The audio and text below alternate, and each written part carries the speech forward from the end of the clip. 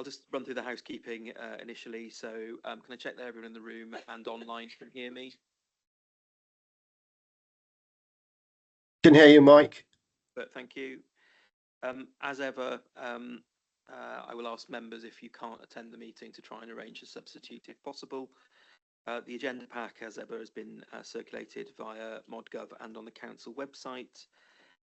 When I invite members to speak, can I ask you to state clearly who you are for the benefit of anyone listening online particularly. I note we have got some members of the public in attendance this morning, so welcome.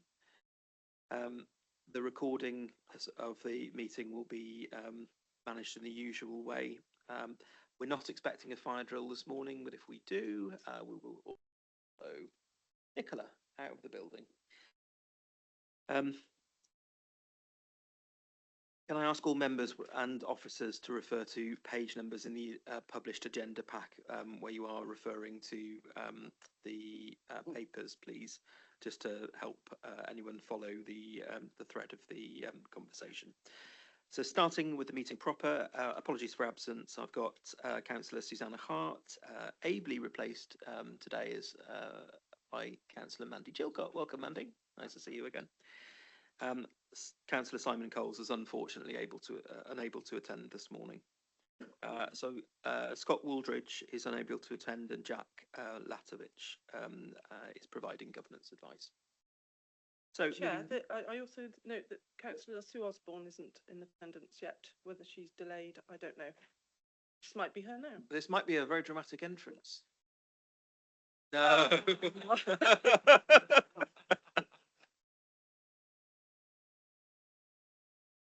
The comedy timing's not working today, I'm afraid. So we'll wait and see if Councillor Osborne turns up. I'm not aware that there's any problems, but it is quite soggy in lots of Somerset this morning. So moving on to item 2, declarations of interest, just to remind members to declare anything that's not already available on the council's website. Perfect. So moving on to item 3, which is public question time. So I've got 2 questions which have been submitted, and the first question goes to Mrs. Orr. Mrs. Orr, if you'd like to come to the microphone, there's a microphone at the front. As ever, you'll get 3 minutes to make your question or statement, and I'll tell you when the 3 minutes is up, okay? I want to speak about 3 serious concerns arising from the Life Factory project. Unpaid suppliers, the absence of a transparent lessons learned report, and the citing of the police investigation to avoid candour. Firstly, on genuine unpaid suppliers. Local businesses have carried out work in good faith under a project for which Somerset Council was the accountable body. Yet those suppliers remain unpaid months after the project failed. The external auditor has concluded that the council's governance, financial management and oversight arrangements for the Life Factory were wholly inadequate. These failures have had real-world consequences. Local suppliers facing cash flow risks, community trust eroded, and further reputational damage for the council.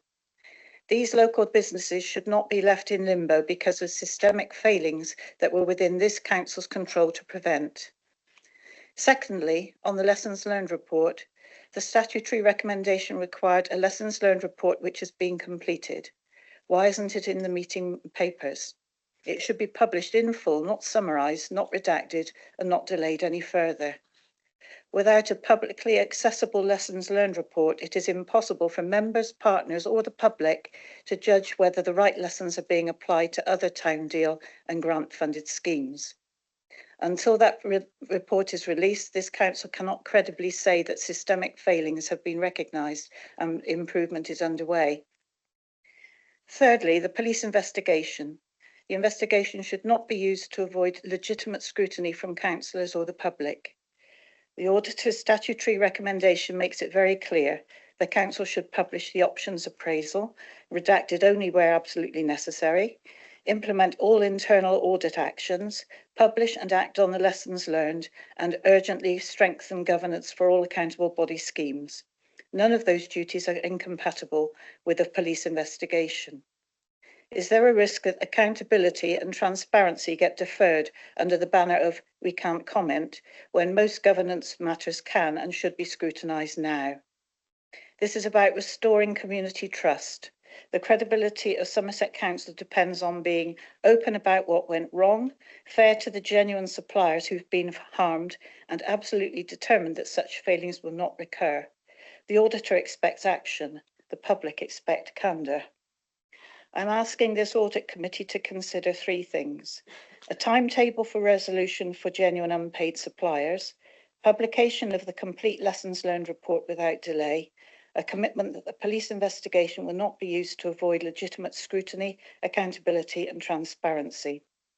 This is your opportunity to hold the council accountable, rebuild public confidence and ensure Somerset Council's governance is as robust as your communities deserve. Thank you, Mrs. Orr, for your statements and observations. I'm sure the committee will have in mind the points you've raised when debating this matter today. And thank you again for your contribution. So over to Mr. Orr for the second public question of this morning.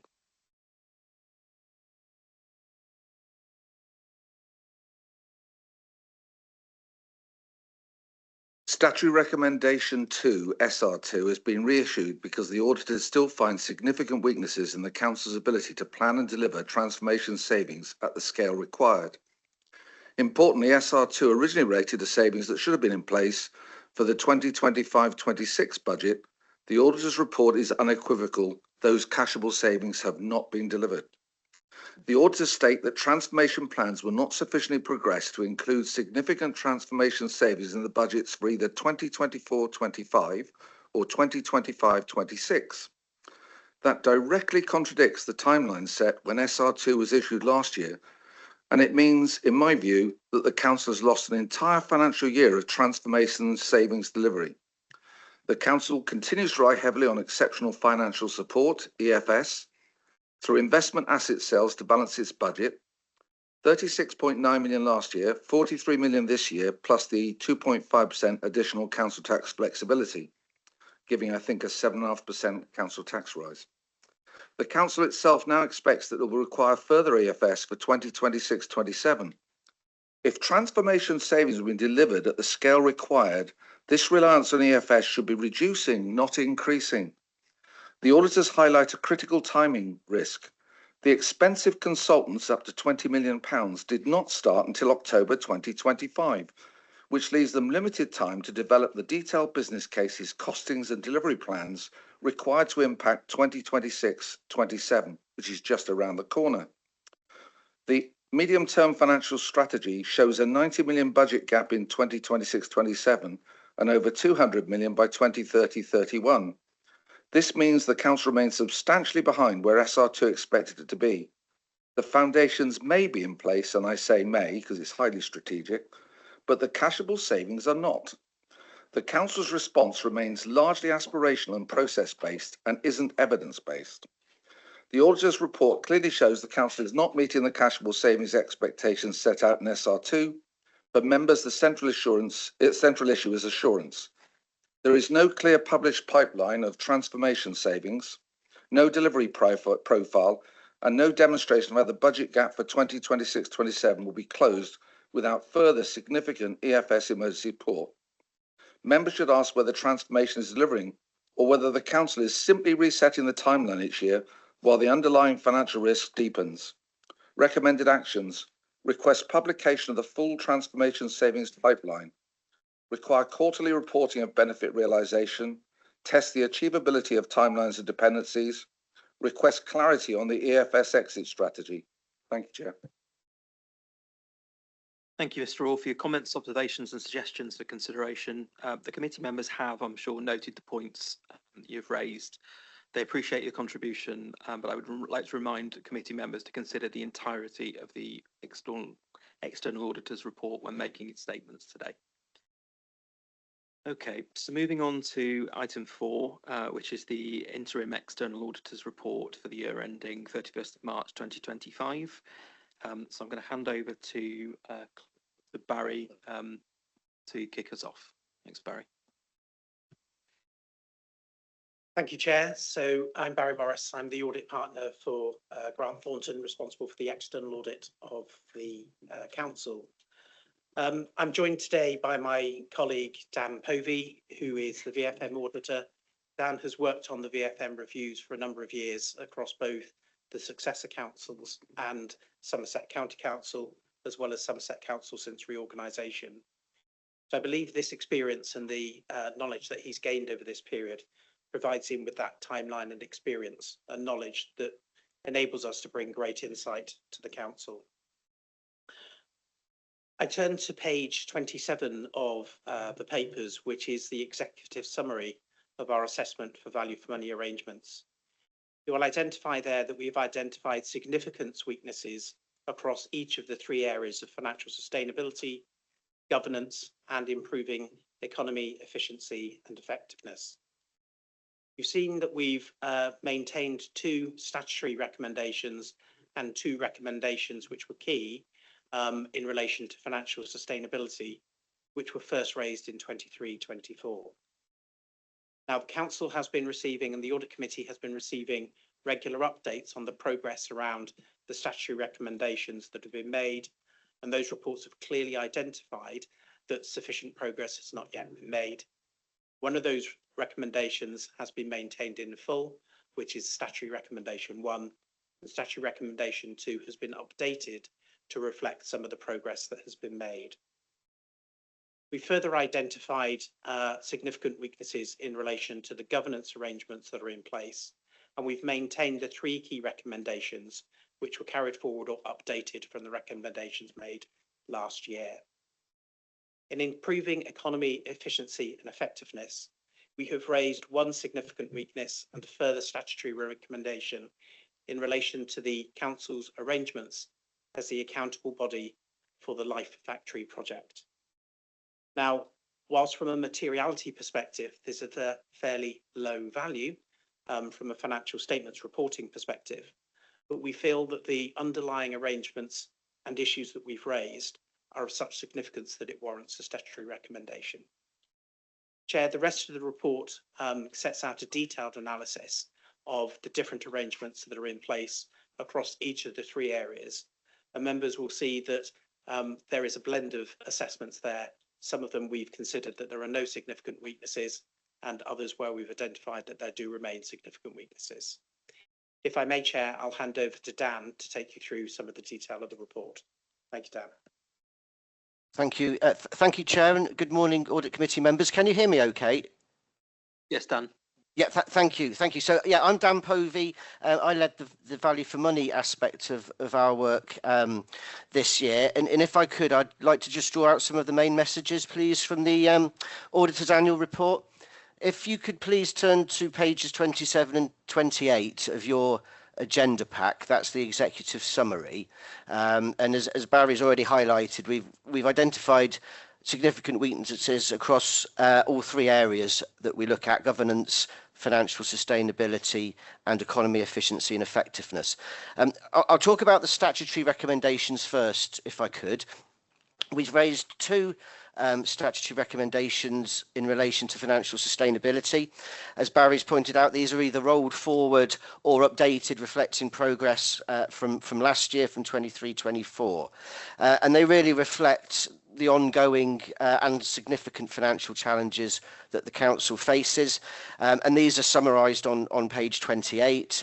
I think the key areas of risk are the continued reliance on exceptional financial support in 24-25 and 25-26, while recognising that in 25-26, while EFS was required, the Council didn't have to use reserves to balance the budget.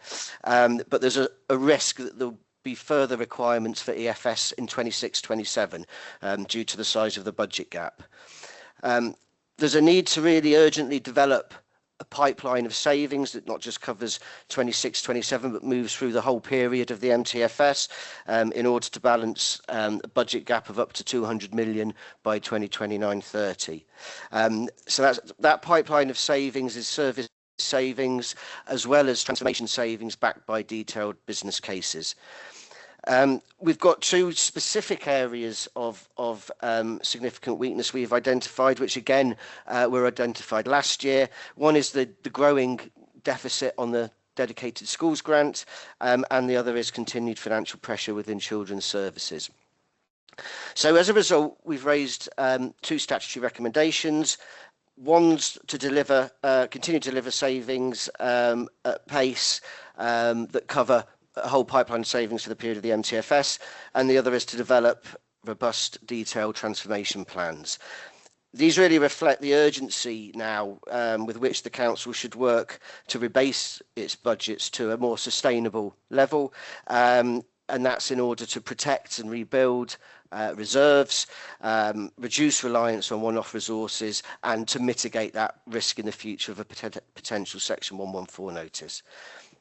The other statutory recommendation we've raised is in relation to economy, efficiency and effectiveness, and that is relating to the Council's role as accountable body for significant grant-funded projects. We looked at the arrangements in place for the Life Factory project, and we've made the recommendation that there should be a focus now on ensuring that robust arrangements are embedded across all of these projects where the Council is the accountable body to address the significant weaknesses that were identified there. As Barry's referred to, we also have found some key recommendations across financial sustainability. They relate to the DSG and children's services that I've already referred to. And there's three key recommendations within governance, again carried forward and updated from last year, which are around the continued development of the finance system, ensuring that there are sufficient capacity and processes in place to respond to things like complaints, FOIs and ombudsman requests, and finally to continue to embed that system of sound internal control. They're the key headlines, Chair. There's clearly a lot in the report, but I'll stop there and take any questions. Thanks, Dan. Chair, if I, sorry, just may conclude. So you'll note that the report, the Auditor's Annual Report, remains an interim. That's because, as we've set out on pages 29 onwards, the report, the audit of the financial statements remains ongoing. So you'll be aware that the officers and auditors are working at pace to try and conclude that audit. I am pleased to say that really good progress is being made. We are in a position where we'll be sharing a draft audit findings report with officers before Christmas, and that will come to a meeting in January. Our intention is that we will then sign off the audit opinion at the end of January, but we can't include the findings within this report, which is why the report stays interim at this stage.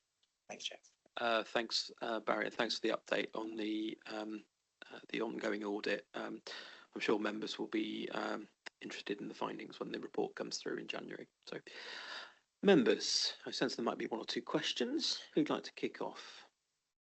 Chair? Andy, Will? Chair? No. Oh, Andy, sorry. Yeah, sorry. Bring you in first. If I could just kick off. Obviously, this report is, as an audit committee, we're always sort of looking backwards in one sense, because this report is for ending the 31st of March 2025, so it's 9 months ago. So if you were writing the report today, it would be different to what it was the 31st of March 2025, because obviously there has been a lot of progress. We haven't, in the last 2 years, issued a section 144 for bankruptcy, because as a council, we have actually mitigated lots of the challenges. So if you were actually writing the report today, it would be a different flavour, because obviously you're doing it as what it was at the 31st of March. So I'd like to know, from your point, I suppose it's probably more to Barry, what would you be saying now that would be different to the report which is backward looking? Thank you. So, Barry, if you want to take that one, but Andy has raised a very important point for everyone present. Audit is a backward-looking function, so we're always looking in the rear-view mirror. So that is an important thing to remember. Barry. Sorry, thank you, Chair. So we'll let Dan come in as well. But what we have tried to do within our commentary is bring as much up-to-date information as we possibly can. So Councillor Sully is absolutely right. It is a backward-looking report and does report the position as at 31st of March.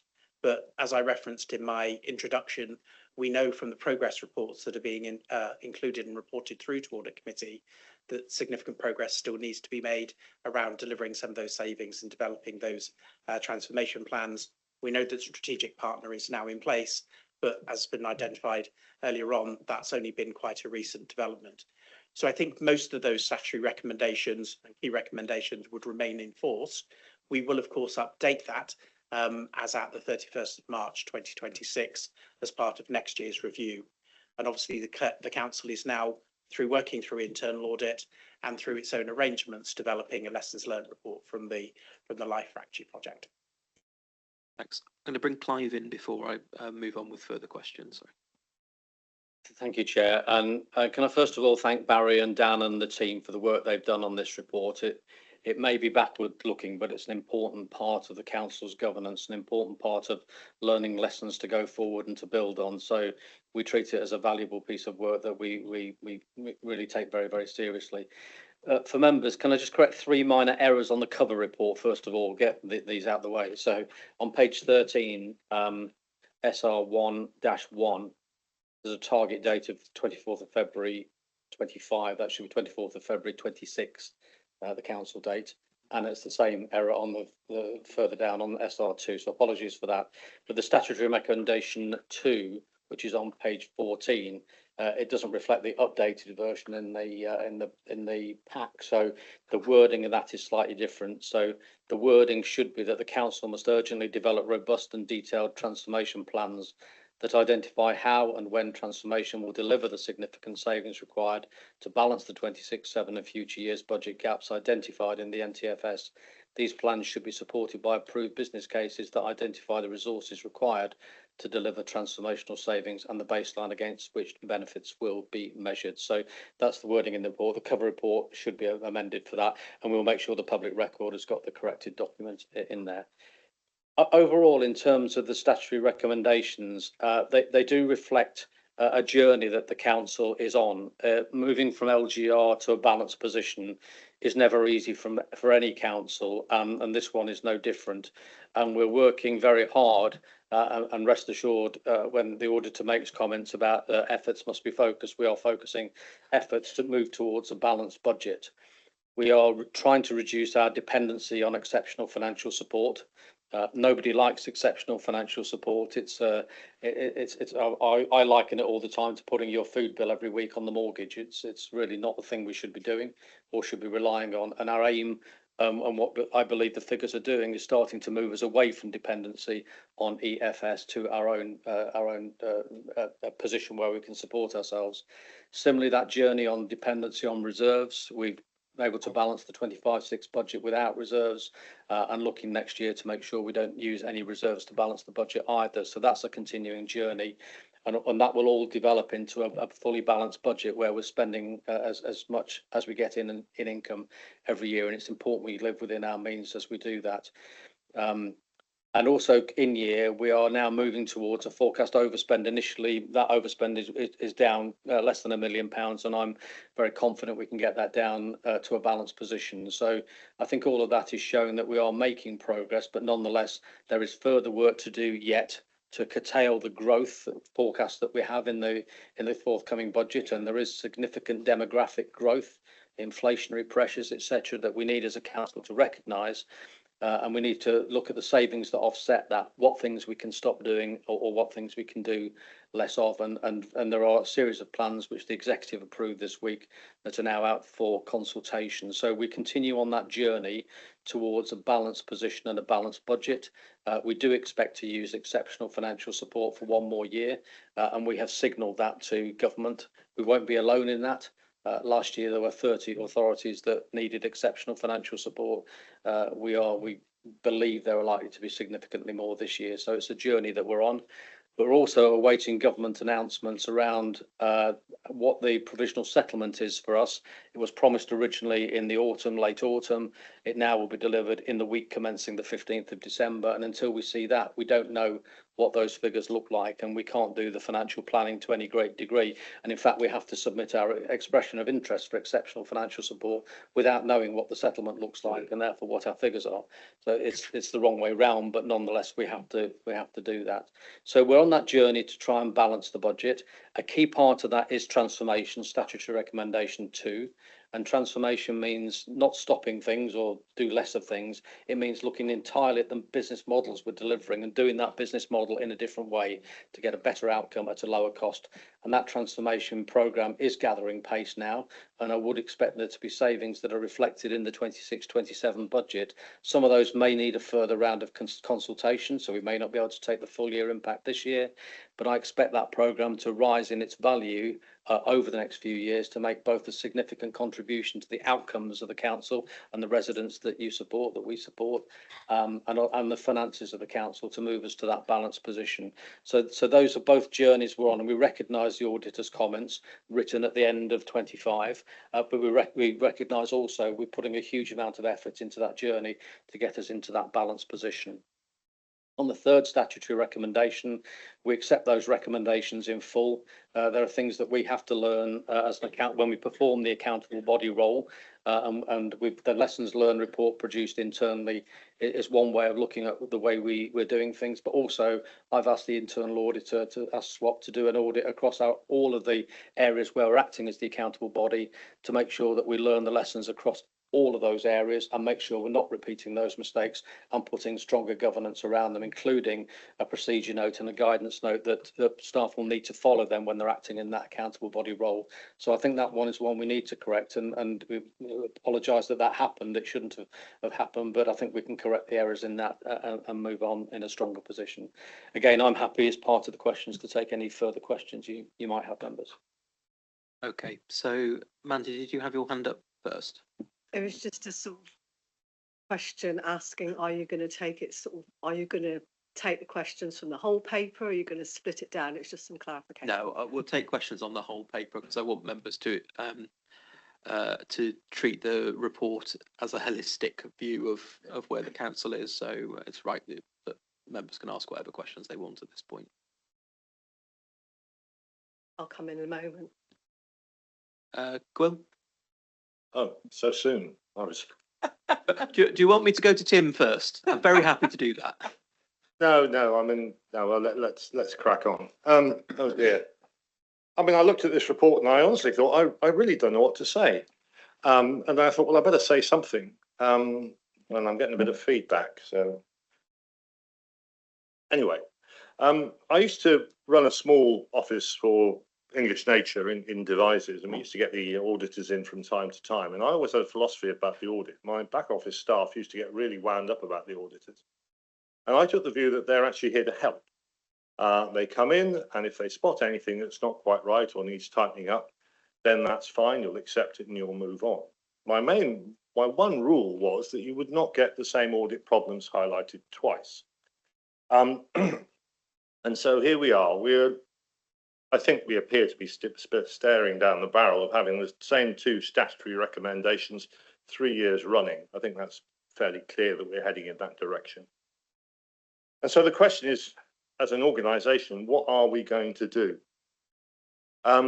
If you go through, and this is a bit of a stream of consciousness rather than a particular question, but if you go through the actions in relation to the 3 statutory declarations, they're all a bit bland and woolly, I have to say. I mean, there's nothing. Having read them yesterday, and there's a lot of continuation. There doesn't seem to be an awful lot of urgency. So if you're trying to put a sort of smart emphasis on them, specific, manageable, achievable, time limited, all that kind of thing, they don't really work because there's the corporate leadership team will. This is about one. The corporate leadership team will continue developing medium-term financial plans. There's a lot of continuation of this. SR2 the urgently development recommendation is met by continuation of what we're already doing. There doesn't seem to be an awful lot of ramping up of effort. And if we're going to do 3 as well, the lessons learned, well, I think we've heard that this is very much a discrete problem that should be tied off and dealt with. But just to continue that point, I've heard the Section 151 officer talk about improved safeguards and rules internally, but I have to say that my experience on this committee tells me that this council doesn't have a great track record in enforcing its own internal rules in relation to invoices and things like that and orders. So I think we hear what is said, but we would want a bit more reassurance on that.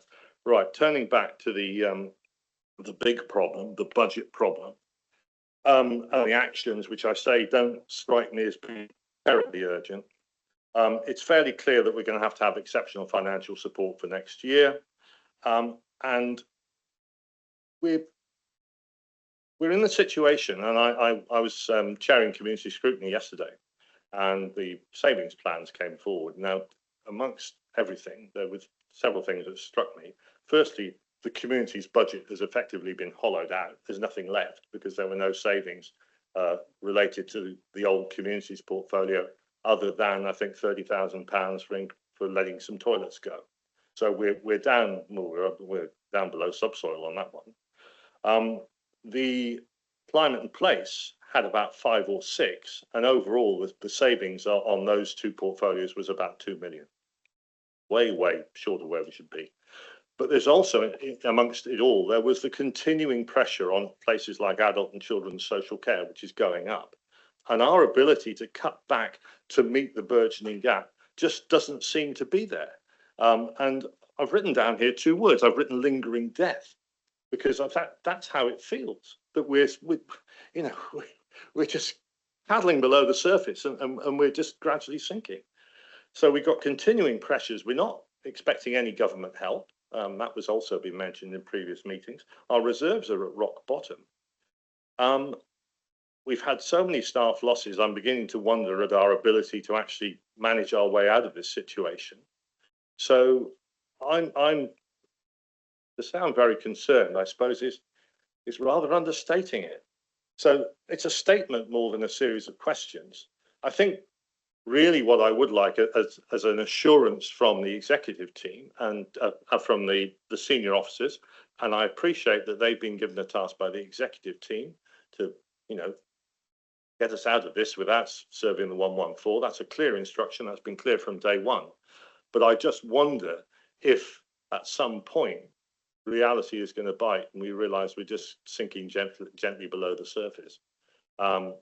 In terms of the actions, I suppose I would like a statement to see. I'd like these beefed up a little bit and a little more oomph and urgency put into them, because the gentleman here and his colleagues are going to need some really strong assurances that we've got a grip on this. And I don't think the actions as written, the difference between as written and what actually happens on the ground, but as written, I think they need to be a bit stronger. So I'm very sorry about that, and I'm absolutely very upset to be here in this situation with you all, with everybody. It's a terrible position to be in. But anyway, thank you. Thanks, Will. Do any of the senior officers want to make a response? Duncan?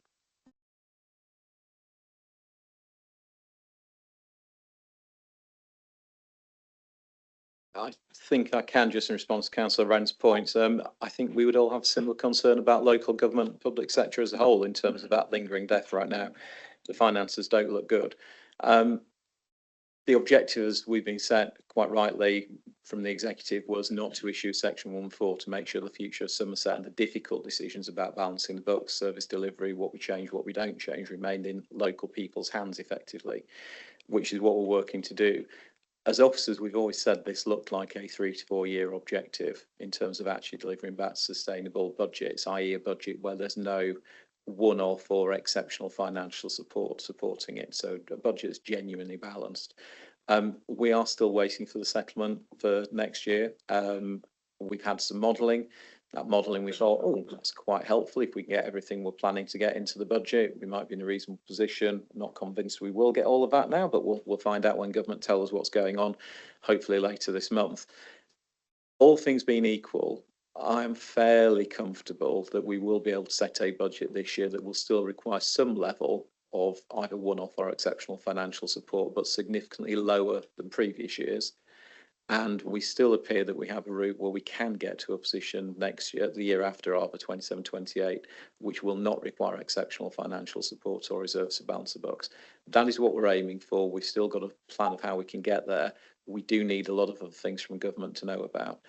In terms of the capacity, I think that is an issue for us. We have lost a number of people from the organisation, not as many as everyone thinks, I think it's fair to say. And there's a bit of a perception that we've lost lots of people across the whole council. That's just not true. We lost, I think, 587 full-time equivalent posts, vast majority of which were actually vacancies, some of which were very long-term vacancies. The number of actual people who went is significantly lower than that number. It's still an issue. We still have capacity problems. The biggest issue we're suffering with right now is actually the ability to recruit. We have lots and lots of vacancies. It's not about the people who left and everyone else is still here. It's about the number of vacancies that we're really struggling to recruit experience, qualifications into the organisation, and most teams are affected in some way by that right now. So it is making it difficult to run the organisation.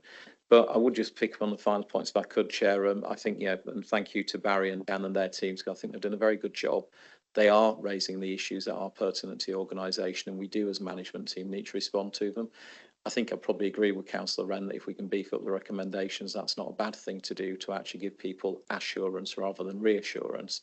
But I know in a number of the areas that I've been directly involved in, action is already underway and has been underway for some time, because we do work closely with Grant Thornton as external auditors. So we do know what is coming through from our perspective, and hopefully have some idea what might be coming through from the auditor's perspective. So we do try and get on top of those things as fast as we can. We don't always have the capacity to do everything quickly, unfortunately, particularly when it's been around balancing books over a short period of time. Thanks, Duncan. Clive, you wanted to contribute. Yeah, the answer to the problem of balancing the budget lies in all of our hands. We are all stewards of public monies. That's members and officers, senior officers, all the way through the organisation. We all have to be stewards of public money. Government are not about to bail us out with any handouts, and our principal sources of income are going to stay the same. They'll change the shape of the way they look, and we're looking towards fair funding to help us, but that's not going to close the size of gap that we've got. And a combination of government grants, business rates, council tax and fees and charges are the way that we bring our income in, essentially. The way we balance the book is to get our spending down. At the end of the day, we have to get our spending down. And that means we have to take tough choices on services we like providing but may not be able to provide. Services we want to provide to a high level but we might need to provide to a lower level. And that's where transformation comes in, because that is about a more hopeful agenda of doing things better, using technology, better processes, better management structures to deliver better services, more targeted, but at a lower cost. And that's why transformation is the more positive agenda than a pure savings agenda, and why we're putting all our effort and focus in there. But the answer to solving the problem lies in all of our hands working collectively together. Thanks, Clive. Now I have got a bit of a queue, so I will bring people in the order that they raise their hands as best as I can. So, Tim. Thank you, Chair. I've got a question about the Life Factory. So other authorities have had town deals. I'm just wondering what governance processes have they used and how do they differ from ours? I suppose what I'm trying to find out is, are we an outlier or is this a national problem that we've ended up being bitten by? Thank you, Chair. So possibly a slight build on your question, Tim, is how many authorities that have town deals also went through local government reorganisation simultaneously? That certainly is a contributing factor here. Who would like to pick that one up? Clive? But we're not aware of, I think there was something like 101 town deals done. I forget the exact number now. Having spoken with MHCLG, we're not aware of anyone who's been through a similar problem. But equally, we haven't asked the question who's been through LGR at the same time. So maybe there are mitigating circumstances, but that's why we take it particularly seriously, that we have to learn the lessons, because accountable body, although it's attached to this particular role, has been attached to many things in the past. Councils, for instance, were accountable bodies for the LEPs when they were in existence, etc. So the role of an accountable body is one performed by many councils up and down the country, and we must learn to do the role and do it well. It's not that complicated a role, but we just need to get the basics right. Clive, just a very quick build on that. Do we have a register of all of the areas where we hold accountable body status? I'm pulling together a register, and as I say, I've asked SWAP to do an audit across all of our roles where we are accountable body, and that will go further than being an accountable body where we are a grant giver as well. Are there conditions attached to the grant which fall short of being an accountable body, but where we have conditions attached to us as an authority? So it's quite a wide review. So will that come back to audit committee? That will come back. The findings will come back to audit committee. Yes. Thank you. Tim, a follow up. Thank you, Chair. Don't think that really answered my question of do other authorities have different procedures in place? I don't know whether that's something that we're aware of, or are they just using the same? Have we missed something going through local government reorganisation, or is this what other authorities have done? Thank you. Other authorities are working to the same rules. When town deal boards were set up, there's a range of guidance set up, and that sets up the role of the town deal board and the role of the council as the accountable body in some detail, and that's issued to all councils. So the fact that we've fallen foul of that and others haven't means we've just not followed that guidance in the way we should. Duncan. Thank you. I think it's a really pertinent question. Even within Somerset, we had multiple councils that were accountable bodies before vesting day. And I think very particularly the circumstances, from my perspective, I'm not saying that's absolutely correct, but it's what I believe. I don't think one of our predecessor councils had very much experience of being a grant giving body. And therefore, I think whilst the processes might look similar, the way they were operated was possibly different. If you go to more urban areas that have had 20, 30 years worth of grant funding, they would have had really established procedures. And this would have been one grant that you might need to tweak the procedures, but you knew how to do the basics. I think with this grant in one of our predecessor councils, it was the first time they'd done this, so the procedures was new. It was a different type of grant, which I'm sure we'll come back to. And therefore, I just think collectively, we as Somerset Council didn't actually learn from what we knew ourselves, let alone from other councils about how to manage that. Okay, moving on. So I've had Lindy online with her hand up for quite a long time. Welcome, Lindy. You're on mute, sorry. Good morning, thank you. Good morning, everyone. So my question, or firstly, let me just say on page 11, I want to say well done to the council for reducing the findings from 19 to 9, even though most of it was improvement recommendations. At least it's a positive picture of the council working towards implementing the findings. Then my comment is with regards to the work of internal audit. I've heard the council, I've heard that it was said that it was asked of the internal auditors to look at all projects that the council is doing in order to prevent the Life Factory findings and to make sure that the lessons learned are definitely implemented. So my question is to internal audit. I see in some of the audit reports, I've had a quick look at some of the older audit reports, and I see Bridgewater was definitely covered in the audit plan. I just want to have confirmation that the Yeovil as well as the Mendip housing scheme of the 569 houses are definitely covered in the internal audit plan. And then the big thing is, how can internal audit give this audit committee assurance that they are doing things differently, and how differently are they doing the audit procedures to ensure that we don't have a repeat of similar findings from the external auditors? So what is internal audit doing differently to alert council well in advance to make sure that we do not sit in the same situation next year? Thank you. Alistair.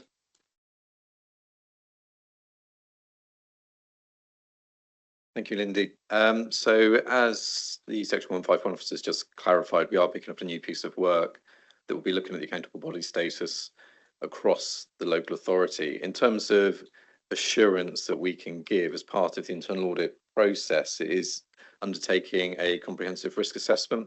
So that will be looking at where the risks are, and obviously with the lessons to be learned from the Life Factory project, those will definitely feed into our risk assessment and looking at the controls that management have put in place around how those risks are particularly managed, because obviously audit is an assurance function for the controls that management has in place and how they operate. In terms of looking back over the work that we've done, we did a piece of work looking at sign-off on the Bridgewater Town deal and the Glastonbury Town deals, looking at the MHCLG return. They weren't full reviews on those schemes, so they had quite a limited scope. So it's just signing off the MHCLG return. Those were the ones that were mentioned earlier. Lindy, we will also be considering Life Factory in more detail at the meeting on the 22nd at this committee. Clive? And just to be clear, the action, the work done to make sure this doesn't happen again is a management action, and you need to hold us as management accountable for making sure that doesn't happen. But we want to feed the lessons learned in from audit, so we make sure that the controls and the processes are as strong as they should be. Okay, moving down my list of questions, Mandy? Thank you very much. Just to move this a bit closer. For me, the report made sober reading. My concern is that if we go back to statutory recommendations, they went to full council in February. A lot of the emphasis for the last few years, actually, from our auditors has been that we need to move at pace. My very first question is it even possible for this council to move at pace? When I look at the February recommendations, it's taken us until October just to get a partner. That's the very start of that journey. And to me, you've lost 8-9 months before you can actually start taking any real action. So my first question is the so what? So the auditors are raising and have raised for a number of years at pace. Is it even possible? Because it's not what I'm seeing. So that's my first question. Okay, Duncan? Thank you. I think it is possible for the council to move at pace, but not do everything at pace. And I think the issue we've had, which we've all seen, and I've been very honest that I've struggled with, I think other officers said the same, is we have an issue about the capacity to implement multiple changes properly at the same time. That capacity is lacking. So if you think about when the council discussed the recommendations previously, we were in the process of a large-scale redundancy programme, which was saving about £32 million. The ability to implement recommendations that would have balanced the books in 1 year at that point, we didn't have. And I still think we would have been struggling to balance the books in 1 year and meet that first statutory recommendation. But we took a decision as management that we needed to conclude the programme and make the saving that was required to balance the budget that you were setting, rather than to rush towards just appointing a transformation partner, because that would have actually made the problem worse. If we hadn't delivered the savings to do with restructuring, the transformation partner's ask and our ask of transformation would have been substantially higher in terms of the budget needed to save. The budget we needed to save to balance the books. So there is an issue about can we do lots and lots of change, because please bear in mind at the same time we're delivering a whole host of services that, whilst we struggled very notably with a couple of them after vesting day, the vast majority of services are delivering and delivering well, and there hasn't been a significant decline or change despite the financial pressures, despite the problems we have with recruitment. But the ability to actually change lots of things properly at the same time is difficult. We're not an easy as council. We didn't inherit a strong track record across all the councils of actually being change ready. So we've got a lot of work to do to actually try and implement changes and make sure they stick. I think council's already referenced the issue about do we apply our own rules? We do apply our own rules, but it's fair to say when we say to people, no, we want you to do this, if last time they heard that, it didn't really matter, we've actually got to convince them we really mean it this time. So there is a big issue about how we implement change, how we make it stick, and how we get people to deliver differently whilst delivering all of the existing services, whilst going through CQC inspections, whilst going through Ofsted inspections, joint targeted area inspections. And there is only so much capacity. So we do have to pick what we can do. And that does mean we sometimes don't always agree about what the pace should be applied to. Andy, follow up? Thank you. I think my challenge with that as an audit committee is decisions are being made, but it's still the so what. And if we've got something from the auditors, if we put a time frame in place at full council, and then subsequently a decision is made that because of all these competing pressures, you can't do that, I suppose for me is where's the value of these conversations and of the auditors, and how do we know as councillors, I suppose, what the absolute competing priorities are and where what we're discussing today will fall within those. That's what I'm struggling with and struggling to see. That's a follow-up. That's a perfectly fair question. I was just trying, and I haven't got them open, but I'll dig them out to look at the recommendations from the full council conversation, because I think that's what we need to be holding ourselves to. As far as where we are working through those and delivering them, we did have some slippage. For example, on appointing transformation partner, we were going down one route for the procurement. That route was not available to us at the end of the day. So we had to go to a different route, which added, I think, about 2 months or so to the process. So that was slightly later than we were expecting to do.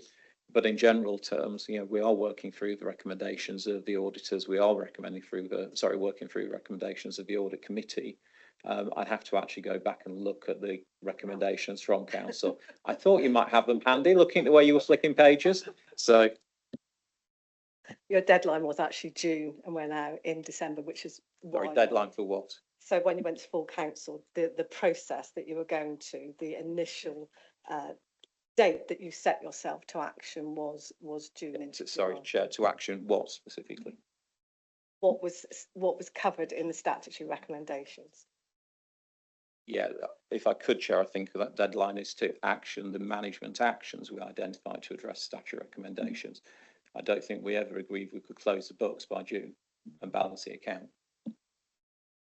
Go back to them. I think my pertinent point is we are now in December, and to me there's not been movement at pace, which was what was wanted and desired. So that's my first question.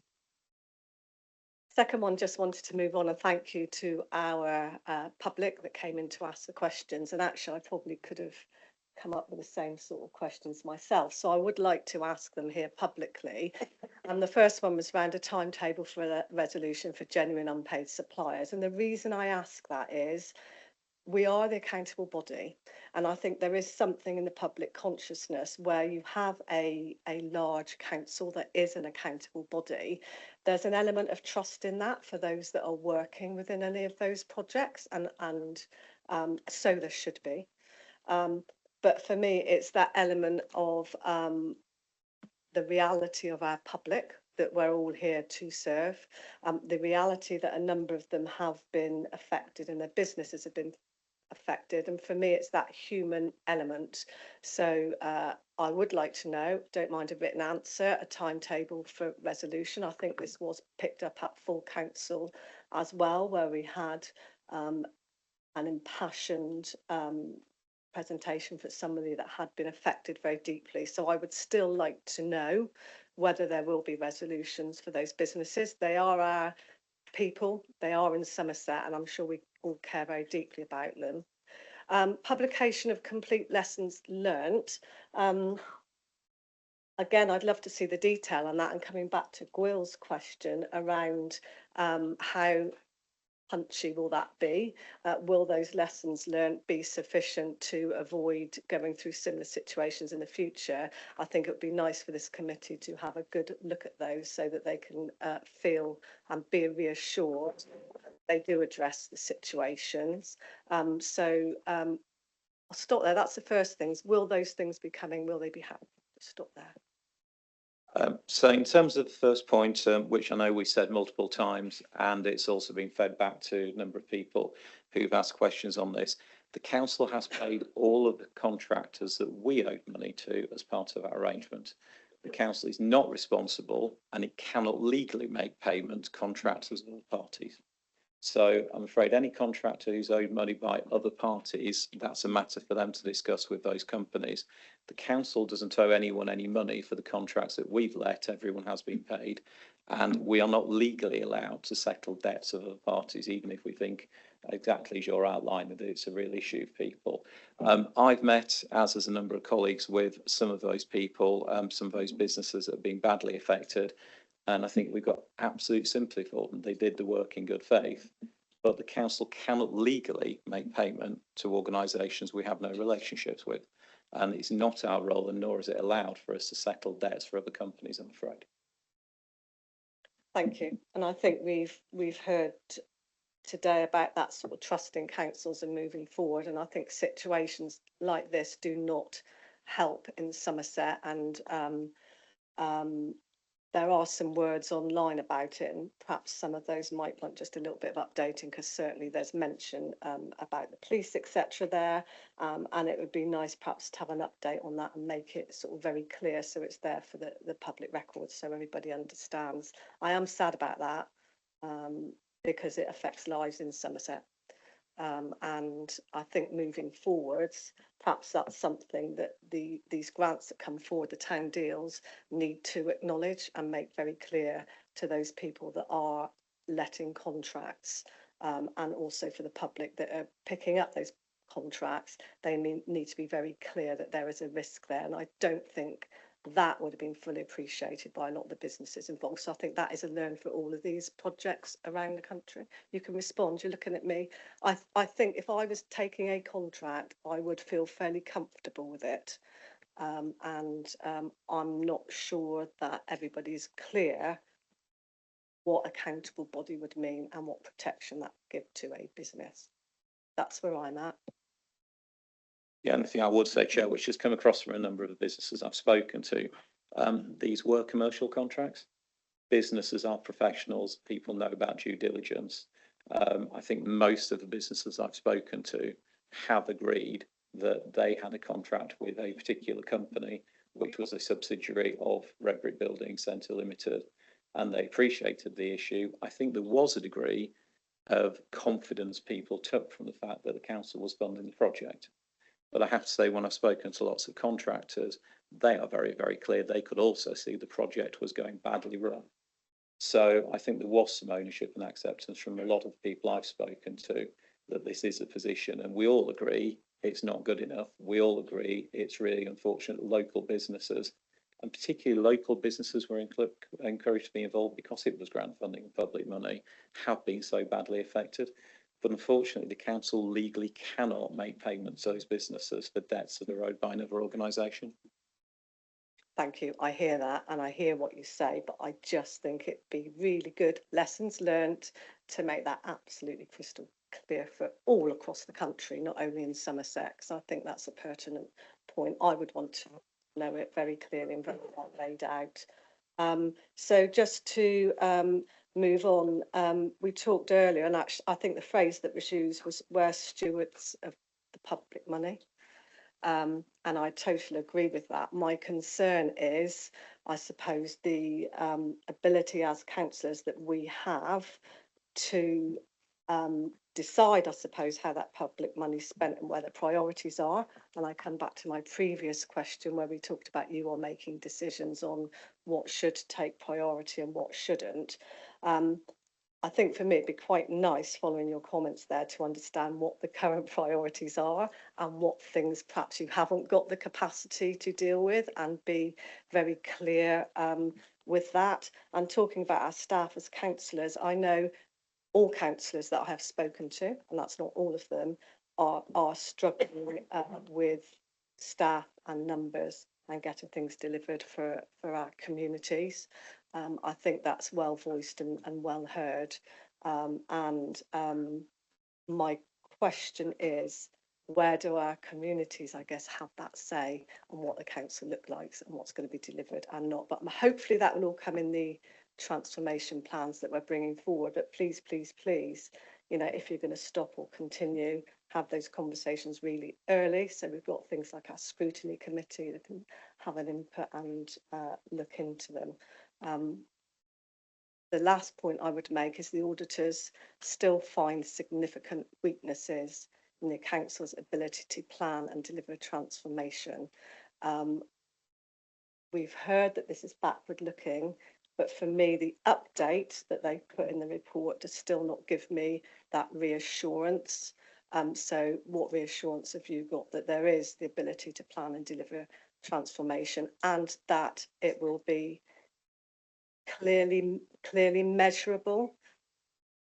Everything that I've seen coming through council, to me, there are not clear measures behind it. So it's really, really difficult as councillors to work out where you are on that journey, what the target is, are you behind, ahead of target, and get, I suppose, a bit more into the granular detail. We're still very high level at the moment. And for me, it's that reassurance that it's broken down and all of those actions will hopefully help to address the financial challenges that we've got. So some reassurance for committee, please. If I can start and then maybe hand over to Mr. Jones. So in terms of the first point you raised about the priorities, one of the things we will need to do to actually better direct future transformation is look again at the council vision. So there's a piece of work we know we need to do, which should not say a lengthy piece of work, but it will allow people to feed in against that very high level prioritisation. The current vision we have, which has driven the council and served the council very well, doesn't easily allow us to prioritise. It tends to cover absolutely everything, which is fine when you're starting out a new organisation, and we want to make sure, if you recall, the target on vesting day was that nothing will get worse, we'll keep everything going. So that was the right vision. But when we're talking about actually what do we want to transform into as an organisation, we do need to be able to say, well, that would more of this, which naturally means maybe a bit less of that. So there's a piece of work we know we need to do and we're just gearing up for around the vision. But in terms of the detail, I'll hand to Mr. Jones if that's okay, Chair. Thank you, Chair. I think there's a few points around transformation that we need to consider. First and foremost, we need that design plan and understanding exactly what the transformation plan was intended to do. That's why we put effort into that early in the year, to provide some of those design principles. There are a number of choices for members to make. Once we know where the scope of that transformation is going to head, the number of interventions, those interventions in and of themselves, which goes first, what we focus on first, will require some guidance and some clarity from members about what is the priority that needs to come forward first. That's why the transformation plan exists. That's why we then procured a strategic partner in order to guide that work. For me, I would kind of draw members' attention to page 38 in the pack today, which sets out some of the work that was done and to the question that was asked by Councillor Chilcott regarding reassurance. I think the auditor has identified that we have been able to deliver at pace a significant transformation programme, so part of that phase one transformation. So phase one transformation was predicated solely, or nearly solely, sorry, on the addressing the workforce restructuring programme. That phase one transformation was set in January 2024, and we set about delivering that activity throughout that period. And as a result of that, we were able to deliver a significant level of workforce restructure as part of that transformation agenda in that first year. What's clear is that, and I'm reassured by the statements, and members can choose to be if they wish, that we have the ability to deliver significant organisational redesign, that there is evidence that we are committed to and can deliver significant programmes of change. Clearly, we need the additional expertise, capability and capacity that a strategic partner brings, hence why we went to the procurement that we did with that strategic partner. Unfortunately, the procurement route we identified wasn't really fit for purpose, and instead we have something that's bespoke, fit for purpose, and has been driven by the objectives and priorities that have been set as a council. Whilst we are not where we would want to be, the process that around diagnostic is working to plan and will form part of the budget process for this financial year. And to the final point around scrutiny and oversight, the critical part of that is that as part of the budget setting process, it's the intention to have those business cases included so that members can clearly see where the interventions are, what they are intended to be, and the programme that will then follow to ensure they're delivered, as Mr. Heafy has said, as part of next year's financial budget, but also beyond that, be able to deliver transformation plan that goes over multiple years. So I can't provide all the reassurance that's being sought today because that will be given as part of the budget setting process.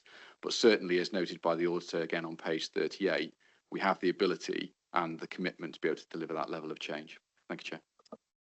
Can I just say thank you? I really, really welcome sight of the business plans, and I think that sort of detail we have been missing up until now.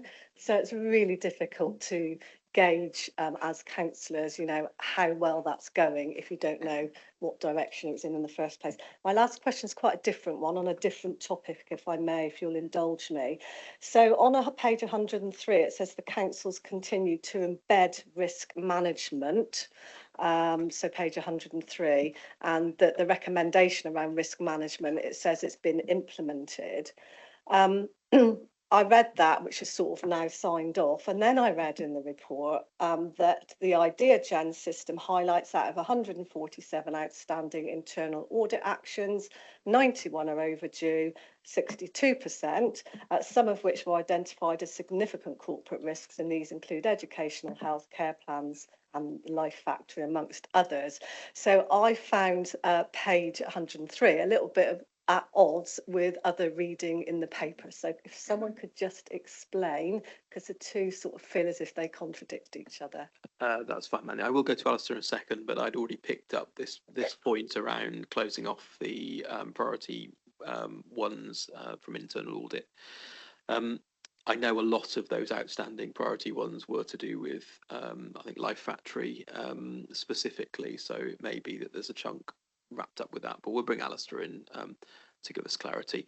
And Alistair, I would like to understand from your perspective as internal auditor whether our level of outstanding priority ones is out with other similar authorities. Thank you, Chair. So taking your last question first, we have just compiled a piece of work analysing outstanding recommendations across all SWAP partners. You are probably in the middle to the lower end, if I was to put it into perspective. There are significant challenges facing a lot of local authorities, and where there are those SWAP partners that do have significant challenges, there are slower implementations of audit actions. In terms of my view on it, the priority one actions, by their very nature, are important, and by what we're recommending, does require considerable input and time to implement. So whilst they're important, I do take it can take a while to implement, and you obviously as an audit committee do get an update report from us at every audit committee that outlines the position and the latest progress notes around those priority one actions.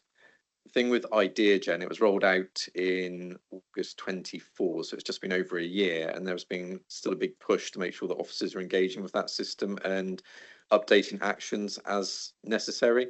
I would say over the past 12 to 15 months, we've definitely seen improvement with officers engaging with that system. So whilst there are a number of actions outstanding, based on that information, some of those might have, and I know I've raised this at a previous audit committee and mentioned it, some of those actions possibly have been implemented, but officers have simply not updated the IdeaGen system. So there's been a learning curve within the authority around using that system, but generally things are improving. I think hopefully over the next 6 to 9 months as well, we'll see improvements, and hopefully the number of outstanding audit recommendations will come down. Sean, is that something that that you'd be able to? Can people hear me? Okay, sorry, the sounded like this mic cut out. Would you be able to give us assurance at the next meeting, particularly where the actions may have already been completed, but they haven't been signed off on IdeaGen? Is that a piece of work that could be undertaken to ensure that we're getting a true picture of what is actually outstanding? Yes, I can do that, Chair. I do regularly check the IdeaGen and work with the owners, action owners, to try to keep those updated. So I could give an update at the next audit committee. I mean January, not December, just to give you some audit committee. just to give you some busy on the 22nd of some December. realistic and timely January deadline. audit committee, yes. Right, Clive, did you want to? No, and to say that I've said to you before that what we will be bringing to you is a report looking at the priority ones across all of the main reports, corporate peer challenge, audit reports, sit for reviews, etc. So you can get an overall picture of the health and the progress we're making against that. And I'll work with Sean to develop that report for you. Thank you. Right, just hang on. I've got a little queue. So Habib was next, and I've got Sue and Norman. You can battle it out as to who goes first. Habib. Thank you, Mr. Chairman. If I may refer to SR3, am I correct to state that the collapse of Life Factory project was primarily due to the systematic operational governance and financial setbacks, not political decision making? That's a statement I like to put across first. And all lessons learned from Life Factory projects, in my view, need to be translated into demonstrable changes to internal processes with evidence supplied to this committee. May I possibly suggest that, if not in place, to create an internal project board to ensure that this sort of thing doesn't happen again. Ensure adequate due diligence is in place, especially when match funding is needed. Risk management is escalated earlier on with interventions, and better process to verify invoices with partners. Just a few recommendations to strengthen the current statutory recommendations that we have in place, if I may. Duncan, did you want to respond? In terms of the first point, I can't speak for what happened at the time, but I'm absolutely clear that the issues from the council's perspective around the Life Factory were management issues, not executive decision-making issues. So, you know, this was about the fact that as officers, we were not on top of the accountable body status. Whilst we had procedures, they weren't always followed. And I think if I don't know, Joe, if you want to indulge me or not, I can go into a little bit of detail, but it might not be quite pertinent to the question. I'm sure it'll come up at some point. But give us a little bit of detail. So I think the difference. I have a background in external funding from a long time ago now, but the difference for the town deal funding was town deal was very much targeted to helping local communities run and deliver the projects themselves. Very much in the same way that pride of place funding that's coming to Bridgewater, which we will need to make sure we've got all our procedures and processes updated for, is also very focused about local people making decisions about how to spend the money and spending it through local bodies. The Glastonbury town deal was stated by MHCLG at the time as being a programme that had actually put that control in locals' hands. And within there, I think what that meant was that as officers, people were expecting to try and work to develop the organisations and help them deliver. So if you look at lots of the time we spent as officers, and there was some external support as well, it was about things like developing boards or running board away days. I don't think we put as much effort and time into the basics of running the claims as we should have done. But what it meant was when things went wrong, everyone was already in the mode of actually our job is to help the community deliver this, to help make it work. And I don't think we pulled the plug, used our own processes properly. When our own processes were saying, you should stop now, you shouldn't be paying that, we were very conscious, actually, if we don't pay that, the project stops and it probably can't restart. So instead of stopping things, I think people went in to help. And that, in my view, is one of the key things that went wrong in terms of how we were managing that. So we need stronger processes. We need a much better understanding. And I think you're absolutely right. We do need all of those things reviewing and looking at. One of the proposals I think we're working with, I was just trying to find it, is going to be that we have a board between the finance team and the accountable body team, effectively, in the economy team, which will be looking at making sure we got that internal control exactly as you were suggesting. Are you okay? Have you? Yep. Barry, did you want to come in? Sorry. I might have missed you. It was in relation to the other point where Councillor Chilcott said there seemed to be an inconsistency in our report. So I'm going to hand over to Dan, who will come back and clarify why there isn't. Dan, I think that's called the hospital pass. Thank you, Chair. Thank you, Barry. Yes, I think the recommendation that was being referred to on page 103 was an improvement recommendation we made last year, which was specifically around general risk management arrangements at the council, and I think we felt when we looked at what had been done that there'd been enough progress to close that improvement recommendation down, and we'd looked at the new risk approach that had been approved by executive, the review of strategic risk and aligning it to the corporate plan.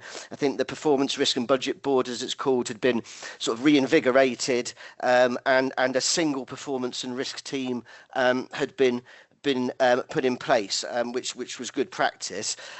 If members would kindly turn to page 92 of the report, we did raise last year a key recommendation about the system of internal control, and you will see we've kept that open, so we've got a key recommendation that's been updated, and that's the one where we recognise the issues with, you know, following up internal audit recommendations and the ones that are outstanding on idea gen, and you know, quite right, as has been observed, it wasn't appropriate to close down that particular recommendation. We've kept that key recommendation open.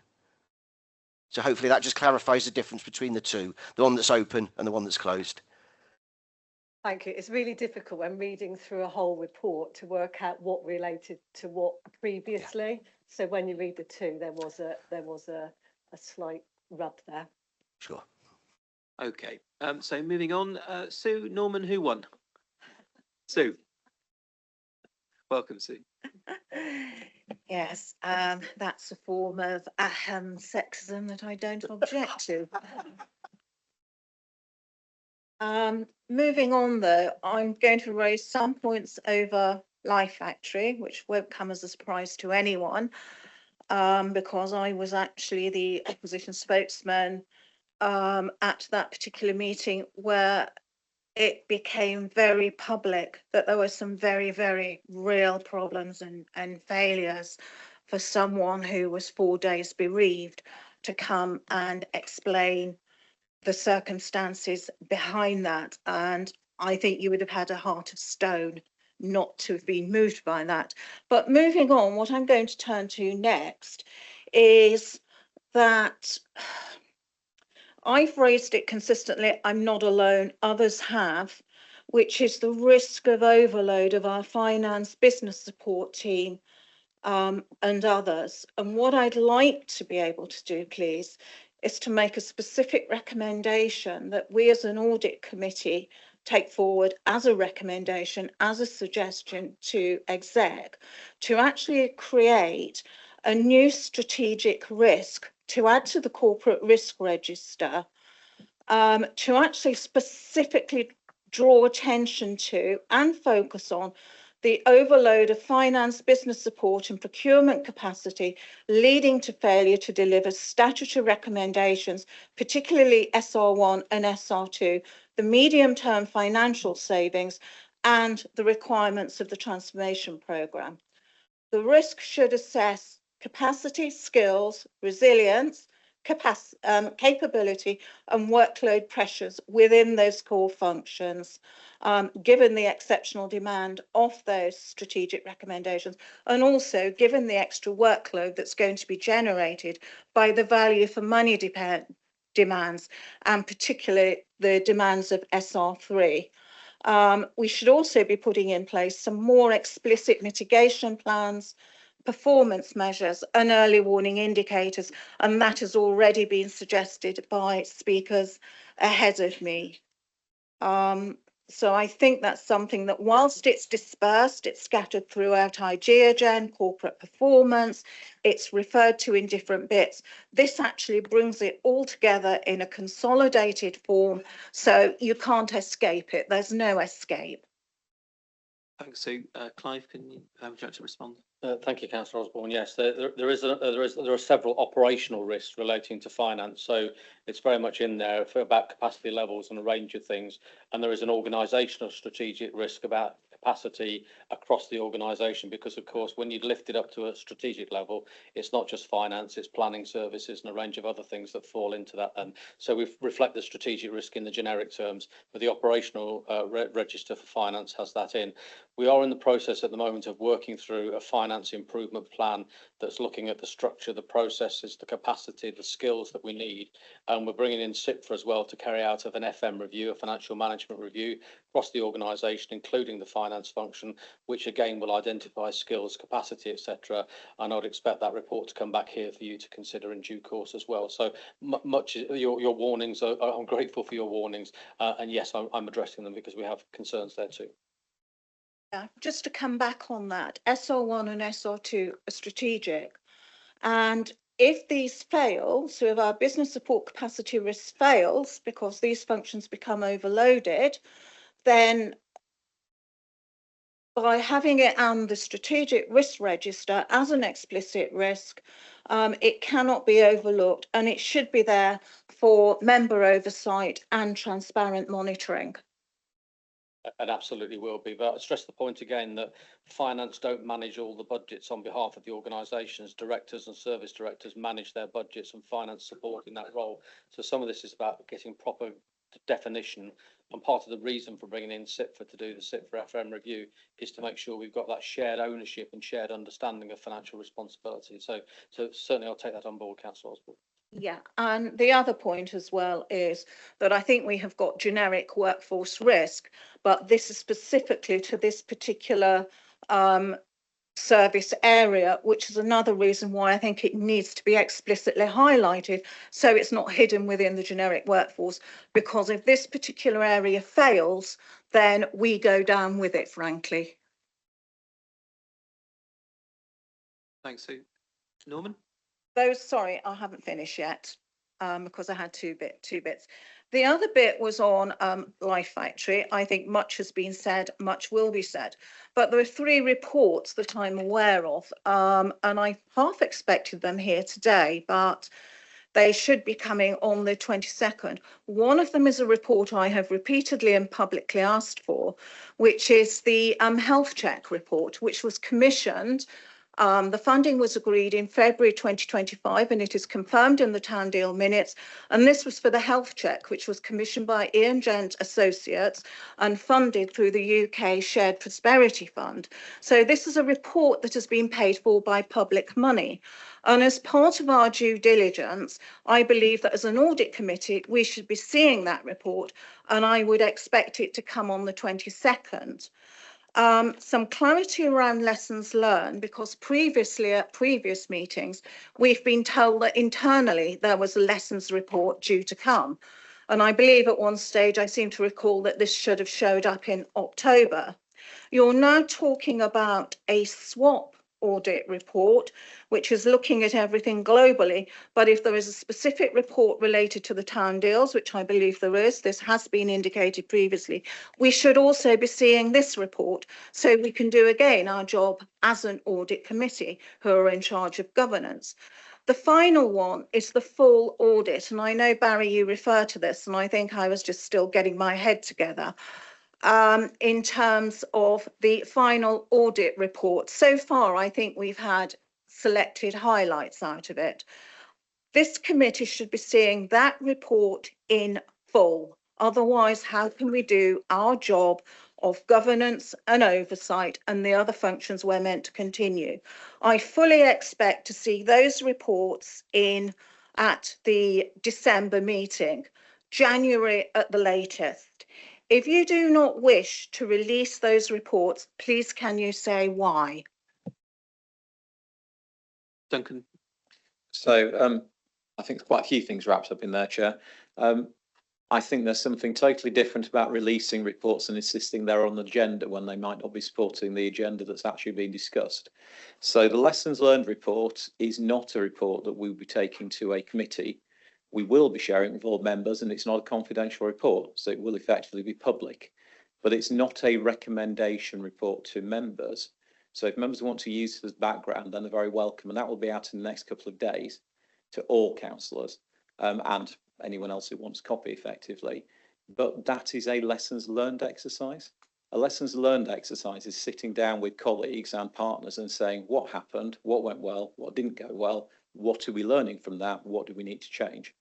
The thing that members might be interested in looking at, which will arise from that and the audit report and the work that internal audit have already done and the work that Barry and colleagues have done, will be the management actions about what we're going to change. That absolutely will be coming to committee.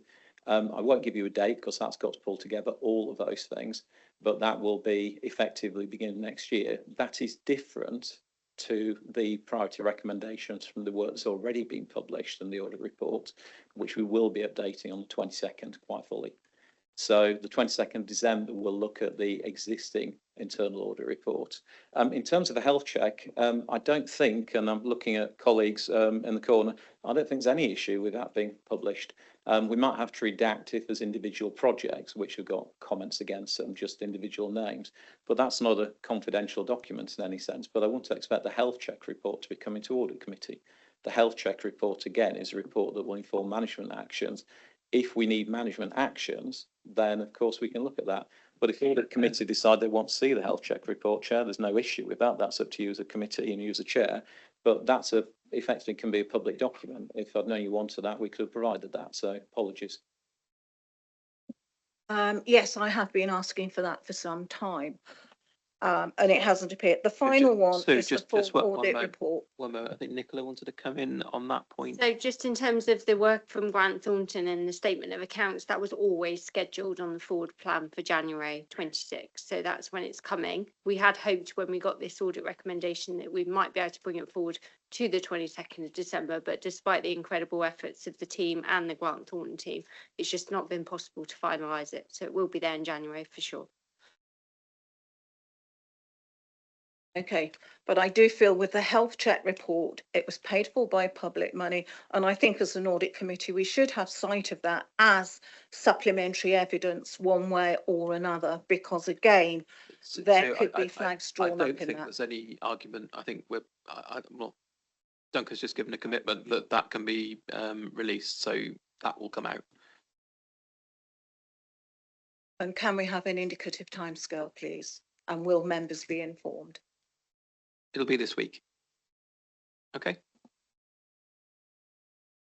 Any more questions? Not for the moment. That's Norman, over to you. Thank you, Mr. Chairman. My question really is to ask it to, for some clarification. On page 38, there is the restructuring of staff and 563, 11% of the workforce, saving £33 million back in April. So I thought, right, what's sustainable is that which is recurring.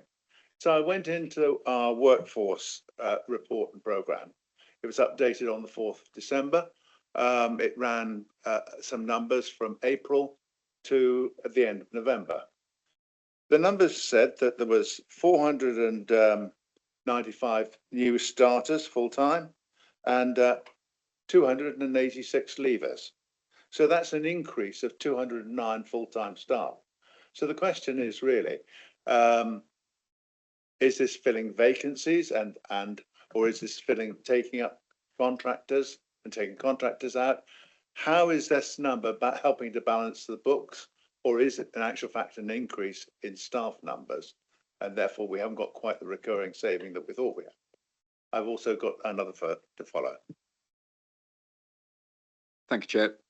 I think there are two elements we just need to be really clear about in terms of how we report this, and maybe it's something we need to just take away. First and foremost, the programme that was commenced last financial year has delivered the savings that are identified in the auditor's report, and effectively the workforce level has been reduced to take account of those savings. So whatever the workforce number was, and I can't off the top of my head, it is now, according to the auditor's assessment, 563 less than it was at that time. The current report is based upon the vacancies and the number of temporary assignments, etc., that we have in that adjusted workforce number. So the workforce number has been reduced by 563, and the numbers you are quoting are the current number of new starters and vacancies that the organisation has at this current time. Right. The other thing that I wanted to say is a remark or a request, and I'll try not to turn it into a moan. Clarity I've always found to be a great thing, and I've been in private enterprise all my life. It's no good smudging over issues. And as a councillor, I found that telling people facts, although they may not like it at time, actual fact pays dividends by and large because they go with you for it. I don't believe the language we're using in this transformation is clear enough. And page 13, and it was mentioned earlier on, we are still following a course of high quality services at affordable and sustainable cost. It's great to say that that's an ambition, but why not put in that we aim to supply a good quality service, a sound service, and we will improve the quality of it to as high as we can do. Because if you're saying high quality and you don't deliver high quality in everything, people will have a moan at you because it could be better and you're not doing it better. Why aren't you doing it better? And the other big thing that I think we probably all will have picked up as councillors at parish councils is the council can't really go bust. Well, after and all my lifetime in farming, and when I started within dairy farming, there were 87,000 dairy farmers in England and Wales. When I handed over to my son, there were less than 8,000. And there's been lots of trials and tribulations along the way. I see the bank manager over there that loaned farmers money agrees with me, so I must be on the right course. Trials and tribulations all the way along, government, EC, foot and mouth, supermarkets, price campaigns, all sorts of things we could complain and moan about. But we're all in the same handcart. As our CEO has said, there are many councils in the same problem as we have. But are we going to be different? Are we going to be an individual that strikes out and is perhaps one of those that stands alone and moves forward? Because that's where we need to be.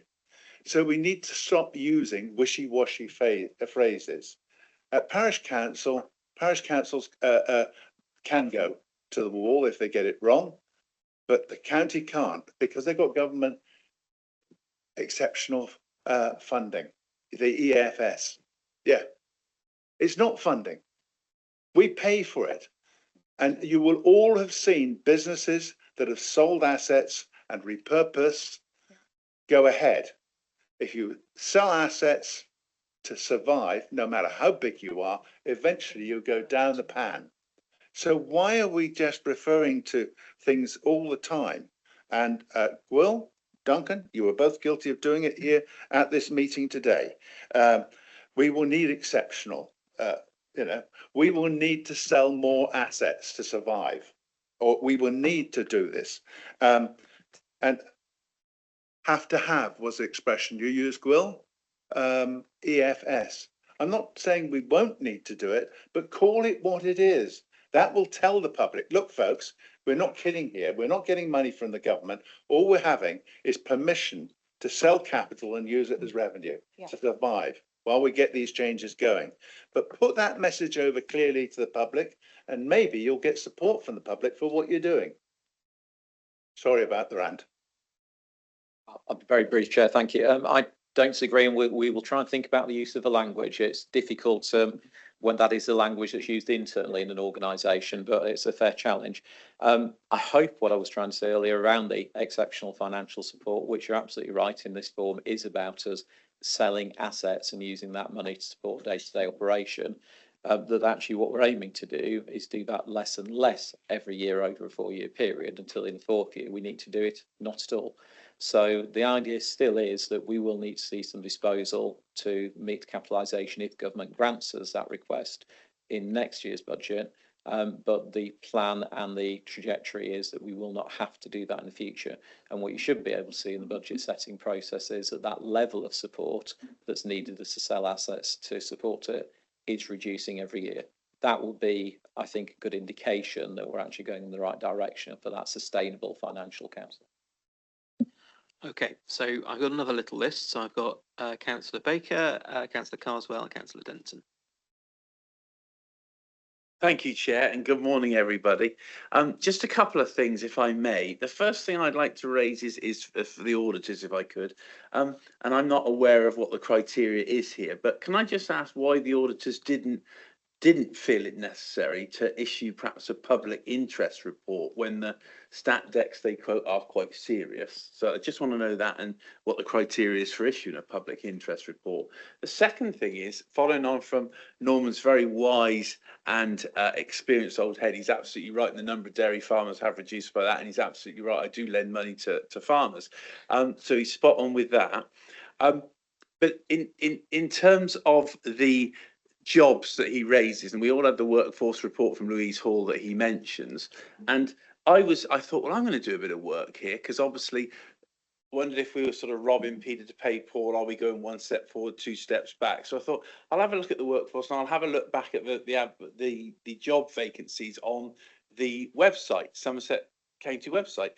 And I look back and I think there was 40 odd last week, 40 odd the week before, and went on to the Indeed, which is a recruitment website, and there's several on there. So I'm a little concerned, and I echo where Norman's coming from. Are we sort of with the jobs we're losing, and we lost 500 and whatever Duncan and Alan said, are we sort of masking, if you like, the savings we've made by recruiting the number we've lost to stabilise the business, which I understand, and Gwyl made a great point earlier, but are we then negating the savings we've made and reducing those savings? Bit of a convoluted question, but I think you understand where I'm coming from. Thank you, Chair. I can answer the second part, but I'll have to ask Barry to do the first part. We don't believe so. It is not straightforward. So members might recall recently we approved a couple of business cases. One was for an investment in data, technology, etc. That business case gives us additional funding. It will require us to hire more staff than the establishment allows for. So in that case, we are putting more people into the organisation than we had at the time we set the structure that you're talking about with reorganisation. But that's because we put additional funding into the area because we want to do things differently. In general terms, the answer to the question is no, we're not. So we haven't made those savings. That money came straight out of the budget. So anyone who was recruiting to the previous staffing level they had would be overspent, and we'd be able to see that both in the workforce reporting and the financial reporting. We're not seeing that. There are, it's fair to say, as we predicted there would be, and we did talk about this if you recall at council, the fact that we got it wrong. You know, there are at least 3 areas I'm aware of where in the restructuring we cut it too far. Housing would be a really good example. We made the housing team too small for the demands we now have on it because demand has gone through the ceiling with the economy the way it is, and therefore the team is no longer big enough to cope with the workload. So we have agreed that we will use some internal funding that we put to one side, if members recalled, as a reserve, particularly because we said we would get it wrong when we restructured. We couldn't do the whole council, get everything absolutely bang on the nail. So we are going to take some money from that reserve to put into the housing team, allow them to grow their establishment, and that will be a permanent change. It's difficult to answer 100%. But in general terms, that 33 million pounds has been saved and it's out of books. Anything anyone's doing which is growing staff above that number, they must have new funding for. And if they don't have new funding for it, they can't do it. And apart from, say, the 2 or 3 areas where we know we got it wrong, and we're fixing that by using the reserve we put to one side. So I hope that helps. But I'll pass to Barry if that's okay, Chair. Thank you for the question. So a great question. Why didn't we issue public interest reports? So public interest reports are possibly the nuclear button in terms of the arsenal of weapons that external auditors have in the statutory functions. Now, just to talk through the process that we go through.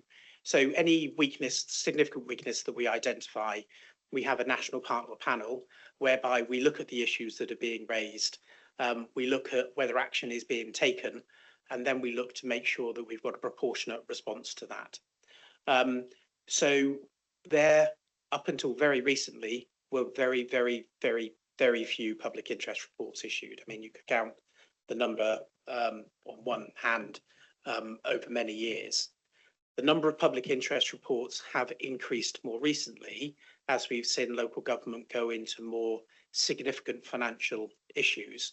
And I'm not sure this is a statistic I'm particularly proud of, but Grant Thornton have issued more public interest reports than many other suppliers, reflecting the fact that we are trying to stay on top of things and make sure that we're raising things in the public interest. So why didn't we raise it here? I think the factors are, we look to bring matters in the public interest into the public domain as soon as possible. Now, there's a range of different ways that we can do that. Now, if we think back to October 2023, we issued a letter to the Audit Committee which highlighted our concerns around the financial sustainability. Now, that then elicited a response. There was obviously action already ongoing, but that brought that into the public domain. It was in the Audit Committee meeting, and that was then followed up by the statutory recommendations that we made in January 2024.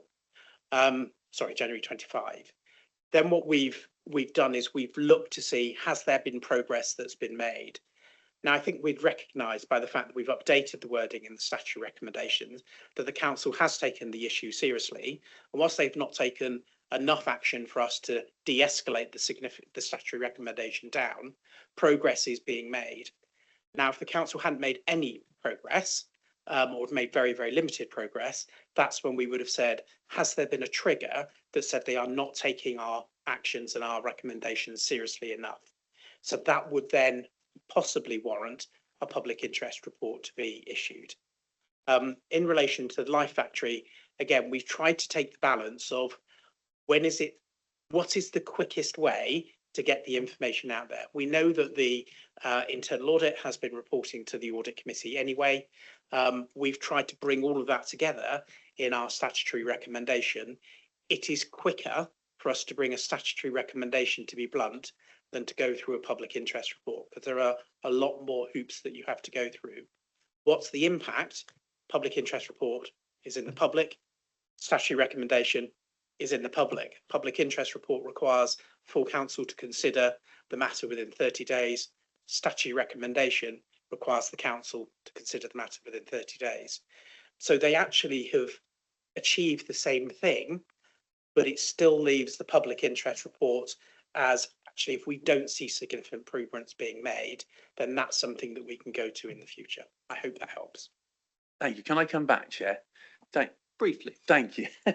Thanks, Barry. That really does. It's like a maths lesson. Show you're working out, and that does that perfectly. So thanks ever so much for that. And actually, in saying that, that gives a positive slant on it, because actually the council is verified to be seeing some positive changes, to making some, as you said, smart recommendations. We're getting there, aren't we, with everything? So it avoided the necessity for the public interest report. So thank you very much, Barry. Thank you, Chair.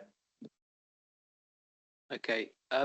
Do members want to take a short break? Should we take a break for 5 minutes, or do you want to push through and try and close the meeting sooner? Sorry?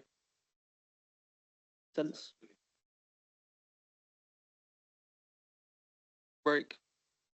No break? Okay, right. We're going to break for 5 minutes, and then, 5 minutes. So we'll be back at 11:47.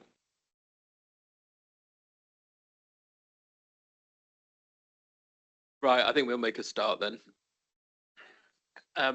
So next on my list was Simon. Thank you, Chair.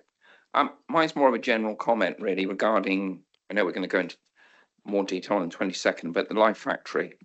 I don't think we can underestimate the effect of LGR on the oversight and governance of the town deals.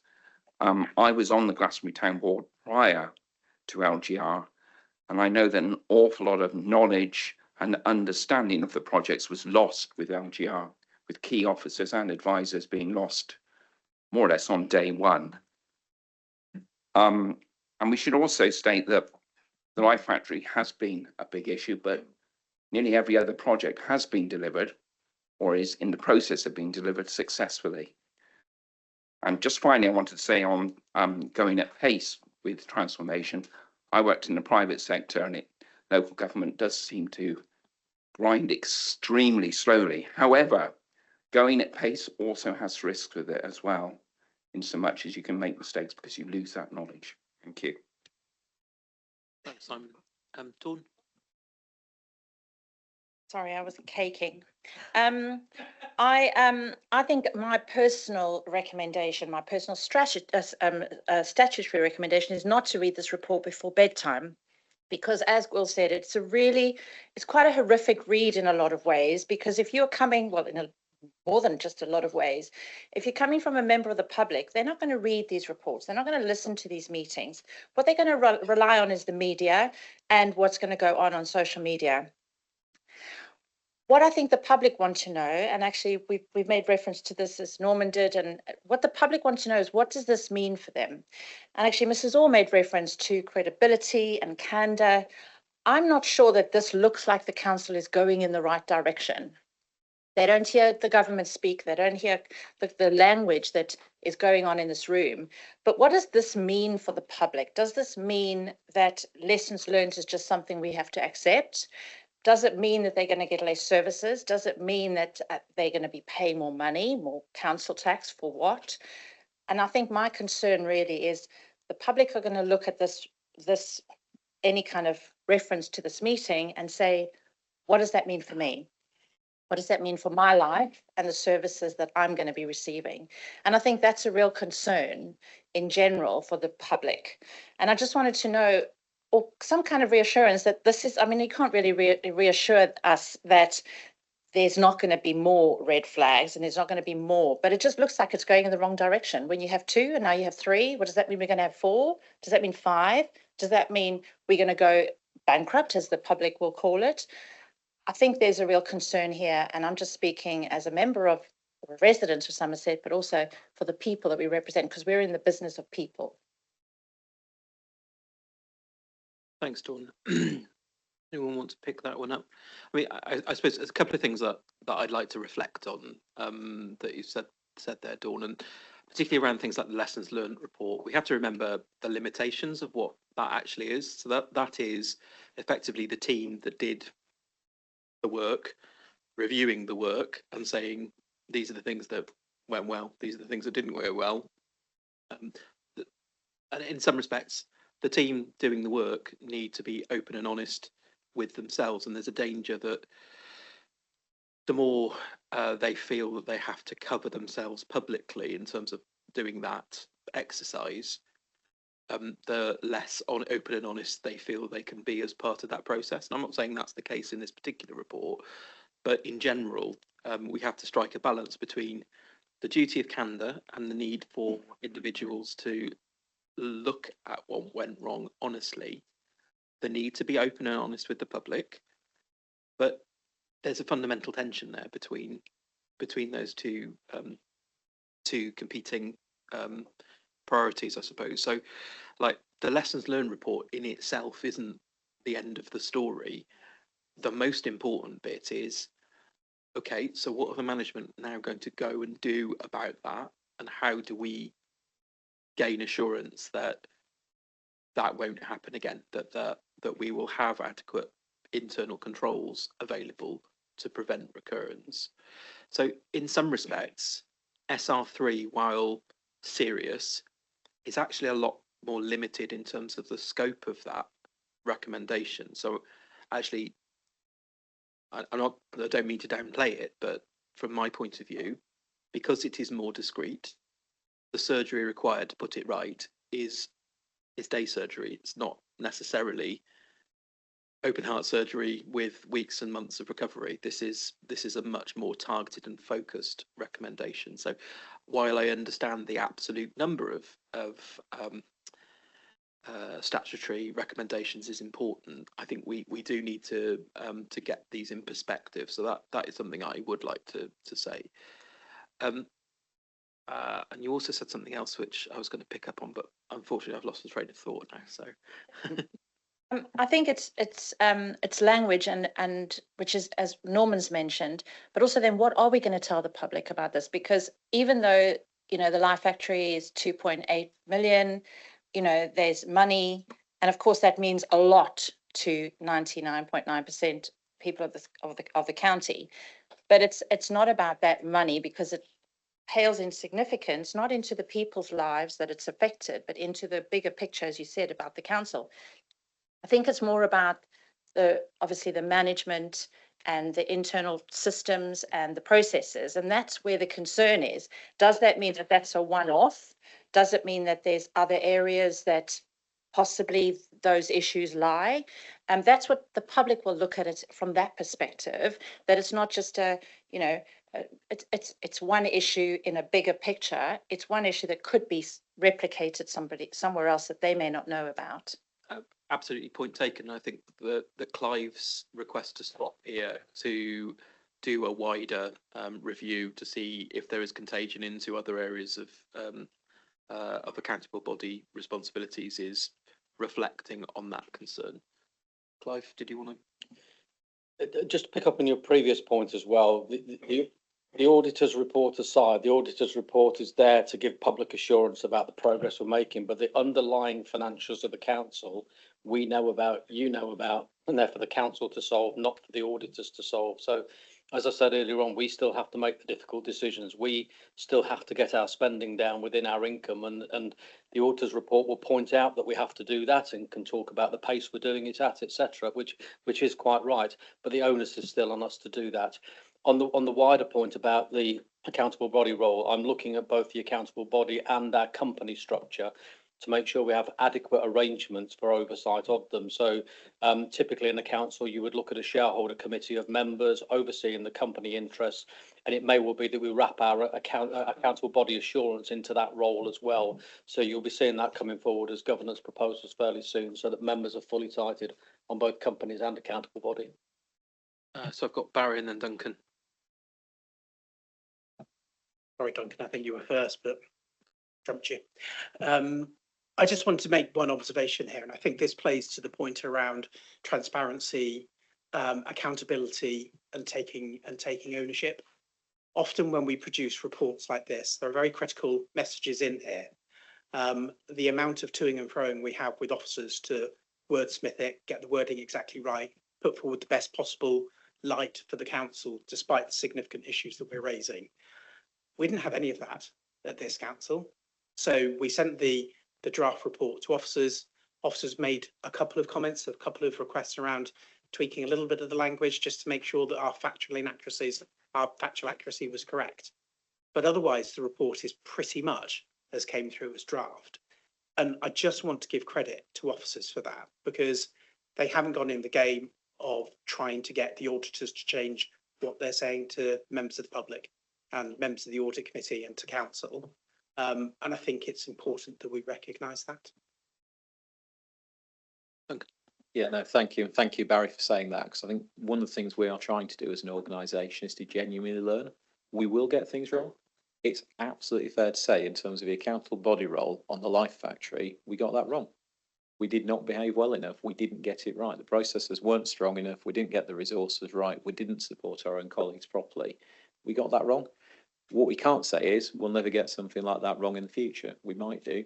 What we need to do is have less chance of getting things wrong in the future and give ourselves the best opportunity to make sure we improve. So what the lessons learned does, what the audit work that Clive's mentioned will do, and the other work that management in that area have already been doing, and the health check, for example, is trying to make sure we don't make the same mistakes again. And basically, that's all we can improve. You know, we have apologised, we'll keep apologising, we did not get that right. Is it the council's fault the Life Factory project didn't work? I don't think it is. You know, we were not responsible for delivery. Did we deliver our accountable body role properly? No, we didn't. And if we delivered our accountable role, even if you say more quickly, then we'd have probably protected the public purse better and might have helped in terms of the board at Red Brick understanding what was going on within the project as well. But it's not our responsibility to deliver the project. It was our responsibility to be the accountable body, and we didn't get that right. What we do need to do is make sure that we are held to account for the management action plan that arises from all that work, and that people can actually see that those management actions have been implemented, because having our processes updated, having the right resources, having the conversations we need to have will mean that when we have more actions like that, then we've got less chance of getting it wrong. There's a huge amount of learning from the Glastonbury Town deal, both really good and not so good. And what we need to do is, as we're delivering things like the Pride in Place funding, we need to take all of that into account and make sure our procedures and the way we've got the capacity built in is good enough to deliver it. I would just say, in terms of the town deal itself, Glastonbury town deal, the health check, I'm doing this from memory, shows that we had the Life Factory that had a problem. We've got one project which the construction costs have escalated beyond the budget that was allowed, but that's within tolerance, fixable within the town deal projects. And we've got one project which has just recently failed to secure its planning permission. But the other projects, and I've been in many of them, have been delivered really well by local people. And there's some great learning both in terms of, for the town deal programme as a whole, what actually people can do that makes a really positive benefit to the public, as well as what we need to learn to make sure we don't get things wrong in the future. Okay, so I've got Sue and then Lee. Okay, thank you, Chairman. I'll finish with the Life Factory, if I may. And then I think I'd like to talk about Microsoft Dynamics, because I think we need to talk about Dynamics. What I'd also like to know is, there has been mention of an options appraisal. Now, I know that a paper went confidentially to the executive because I was at that meeting, which is basically giving or trying to get members of the executive to give a steer to a range of options. When is that appraisal going to be completed, and which committees is that going to be going to? Thank you, Chair. We will take papers back to executive as necessary if the council's got to make any further decisions. What that paper did, which is in the public domain, was effectively determine that the council was going to break the grant funding agreement with the Life Factory and some of the consequential actions after that point. The options appraisal is very much about the council's wider position, not about the governance arrangements, if that makes sense. And it's called an options appraisal because it looked at a whole set of potential things that may or may not happen in the future. As things unfold, which is not necessarily within the council's control, then it may well be that we need to go back to executive and ask for further decisions of the executive about what the council should do. But I can't go into any detail on that because those are things that are actually about other organisations and commercially in confidence at this point. So I will point out though that members do have access to that paper, and if anyone hasn't seen it, as Councillor Osborne I think has, yeah, you will be able to see why I'm saying it's not helpful to do that in public right now, or not possible to do that in public. But very much, I'm not expecting at this point in time that will come back with any further decisions for executive to make in the near future. But potentially in the longer term, there might be more things as a council we need to react to, depending on what happens with other organisations. Okay, thank you. Thank you for an explanation on that one, and I look forward to seeing the completed options appraisal. It's not going to be easy. The other question I have relates to the fact that the Beckery Construction Company are part of it, and there were questions around whether that arrangement should have been set up in the first place, but that's history, and I'm sure it's going to be uncovered in due course. But what impact could affect ours from the findings of what the liquidator finds? Because I'm sure they will be looking at governance, directorships, lots of other things, but coming at it from a different angle. So what is the risk or likelihood that some of the liquidators' findings, some of their investigations could impact on us and possibly accelerate the SR3 to a PIR, bearing in mind that there was no liquidation and there was not a police investigation till June. So that all happened after the 25th of March date. As you said, it's a retrospective look back. But where does that potentially leave us in terms of increased risk of SR3 eventually winding up, possibly, I hope it doesn't, winding up a public interest report? So I think we've raised our concerns. I think the council has responded. It's doing all the actions that have been identified. It's looked across the other activities of under the Town Deal Initiative. We've elevated it as an area of risk within our financial statements audit. And again, we haven't identified any significant concerns as a result of that. So I don't see at this time it being escalated to a public interest report, but that's not fettering any further action that I may take in the future. The important thing for us is to determine how will the council apply the improved arrangements that it needs to put in place to make sure that this situation, the risk of this situation recurring in the future in any further external accountable body actions are mitigated. So if appropriate actions are put in place, then the recommendation will eventually be closed. If no actions are put in place, and I'm not getting the sense that that's the case, then we would consider a PIR. Okay, thank you. So sorry, just a moment. Duncan, you wanted to come in? It was just on Councillor Osborne's first point about the liquidation of Beckery, if I could, Chair. We've got no reason to believe that that will have any impact on us. Obviously, any insolvency practitioner's got to look at the circumstances of that liquidation. But the council have no contractual relationship with Beckery at all, and the grant funding agreement is very clear about what the council's responsibilities were and what Redbrick's responsibilities were. So obviously, in exactly the same way Barry can't fetter his future discretion, I can't speak on behalf of any liquidators or insolvency practitioners, but we don't believe there's any link between what's happening with the Beckery Construction Company and coming back to the council.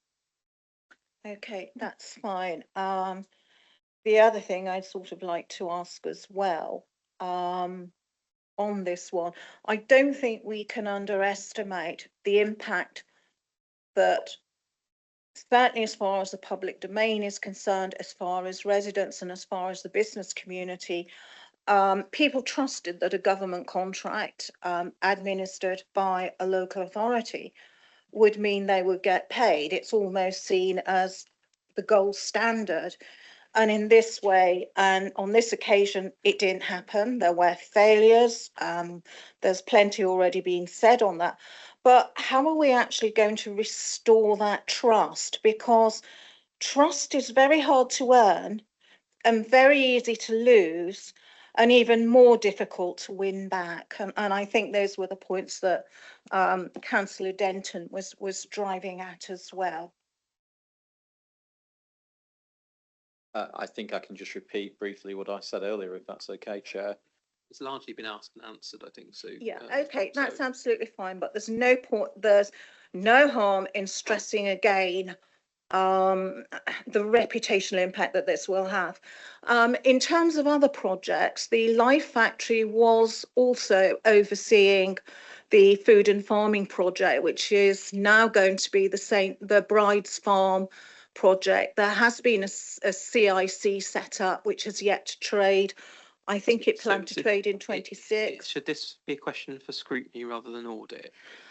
Well, there's always that grey area, and there always has been, as long as I've been involved with scrutiny stroke audit, in grey areas. I'm happy to leave it till May, but I do think we possibly need to cover that. I'd like to focus back on the external auditor's interim report. So okay, that's fine, but it was raised in there that that there could be a knock-on for another very important project. I think the point is made. Okay, thank you. Now, in terms of Microsoft Dynamics, we're not alone in having issues and problems with Dynamics. Some of the things that we found, the increased workload from workarounds, the increased work from contras, and all the other things that have gone with it, have also impacted on other authorities, particularly large complex authorities, and particularly an organisation like ours that has undergone LGR. So the jury is almost out on that, because it seems like we have a bit of a bullshit prima donna finance system, which could, if we don't fix it, cause problems for meeting our obligations under SR1, SR2, transformation and all the other things. Is it the officer's judgment that Dynamics can be stabilised to the auditor's required standard within the current capacity envelope that we have? And if we feel it can't, then what's the alternative? How are we going to solve that? And also we need to bear in mind that we are proposing under Mod Govern AI that was approved at exec, that we will be bringing in another program, Microsoft Fabric, which I suspect will have to work with Dynamics. There will probably be a relationship within the two. So how are we going to ensure that the programs we're bringing in future are not going to have, or perhaps not quite, the prolonged lead time to actually fix them and sort them, so they actually do what they're meant to do and provide those accurate reports and those baseline costs, without which we can't assess the value of the transformation savings. So bullshit prima donna. That's an interesting visual image. I've got an image of Clive tangoing with Microsoft Dynamics now. So Clive is the, or Nicola. Nicola's happy to talk about the prima donna system. So it's no secret that the finance system has proved to be quite challenging, especially in its early days. We were one of the first local authorities to take the finance system, so there was a lot of development work. Oh yeah. So we've done, I'll bring him in a second. So we have done an incredible amount of work on the system to develop it in working with Microsoft and working with our IT team. So Ben's now appeared online. Ben is our head of corporate finance and is leading on this work. So I'll bring him in a second. But I think don't underestimate the work that has been undertaken during the last year, and we've come a long way. The system still isn't working in the way we want, but certainly we're moving into that improvement journey of changing it and doing the developments. And that's where Ben is working with myself around the financial improvement plan, which includes Dynamics. It includes how the organisation as a whole use Dynamics. And we are alongside that looking at any additional capacity requests we may want to make to the organisation to help us deliver on that. But Ben, do you want to add anything I've missed? Yeah, good afternoon, committee. Thank you, Chair. So it's not just the system was the bit I wanted to pick up on, which is the bit that Nicola was just raising at the end. So we talked in the last committee about a chart of accounts review. So the number and complexity of some of our coding within the system. It's there to enhance some of the reporting, but then that also makes it complex for users to use, as well as looking at some of the end-to-end processes and the number of users in the system. So if we have too many people not frequently using the system, it's prone to training and error. If the coding's too complicated, because we're trying to make enhancements in our automation of reporting, but people aren't getting things right first time, these are signs of where we're seeing that we're having additional journals put through the system. So something that we're looking at is around the users in the system, making sure that we're clear on the end-to-end processes and that we're using the systems in place. As well as making sure that the training is in there as well. Just to one of the specific points, one of the areas that we've been working hard on over the last 12 months is about improvements in access to data and reporting. We have had additional support in there, just to answer the question about do we need additional support, and we have in that area. We've had a very good data engineer looking in the background of Dynamics, looking at Microsoft's suggested route to access to data, but actually looking at how we're going to build it and working with that data moving in and through Fabric. So there is the synergies with some of those things coming forward, and Fabric isn't just about Dynamics. That will be about access to different types of data across the organisations and the different systems that we use that will give us that collective access to data for that really informed and rich decision making. So Dynamics is already on the path to doing that. And just as an example, we released a series of 3 more finance reports last month that just give us much more access to the data and much more detail so people can better manage their budget. We're looking at releasing a capital version of those revenue reports on the 5th of January. We're going into user acceptance testing next week. And then we will further progress some of those reports for our closing down of our accounts so that that becomes more efficient as we try to be more timely in that cycle, as well as a lot more of the audit trail and workflow type performance reporting on how users are performing within the system. Chair, I hope that answers the question. Thanks. So just to wrap up, you are content that as things stand at the moment, that we can stabilise, fix the system within the current capacity envelope. We're not going to need more resources, because when you look at some of the case studies around this, it does seem that where it has worked, where authorities have finally got it to work, and one of the first was Harrow, they actually had to put an awful lot of resources at it, even down to having a dedicated dynamics partner to help them through it. And I think it was one of the Scottish councils. They used it for something different, looking at adult social care. And they actually wound up having to sort of have something like 90 coaches to actually get staff up to speed on this. So they're not exactly plug in and go options. They do take quite a lot of work and challenge, but you are happy that within the current capacity envelope that we're on it. We've got a grip of this. Okay, go on, Chair. So no, sorry, Ben. I was going to bring Clive in, but if you want to answer the specific question on the capacity. I think we're probably going to say the same thing. So if it's around the finance improvement plan and planning that out with the resources and the capacity that we require. Thank you, Chair. I was going to say just that, Ben, you preempted that. So this is about system and processes working together. We can do our processes an awful lot better. We have a lot of failure demand at the moment because of complexity of coding structures, perhaps lack of training in some areas, which we're addressing through training programs. But we need the finance team then to be able to trust the data, do less journals, less control accounts, less suspense accounts, all that's finance talk that I don't want to go into particularly today. But the processes working together will free finance resources up then to interpret the numbers and work with the business on what the numbers are actually telling us and what they really mean, which is the important part of the finance function. So, you know, we're not about to change the system. There are 4 main systems in local government, of which Dynamics is one of them. There may not be that many users, but we can make it work for us, and we will. And we'll harmonise how we use the system, how we use tools like Power BI, and how we use the processes to make sure we operate at maximum efficiency. Okay, so moving on. Thanks, Sue. Yeah, thank you for that. And I did go to the presentation on Power BI. And I think my conclusion was this is fantastic for officers.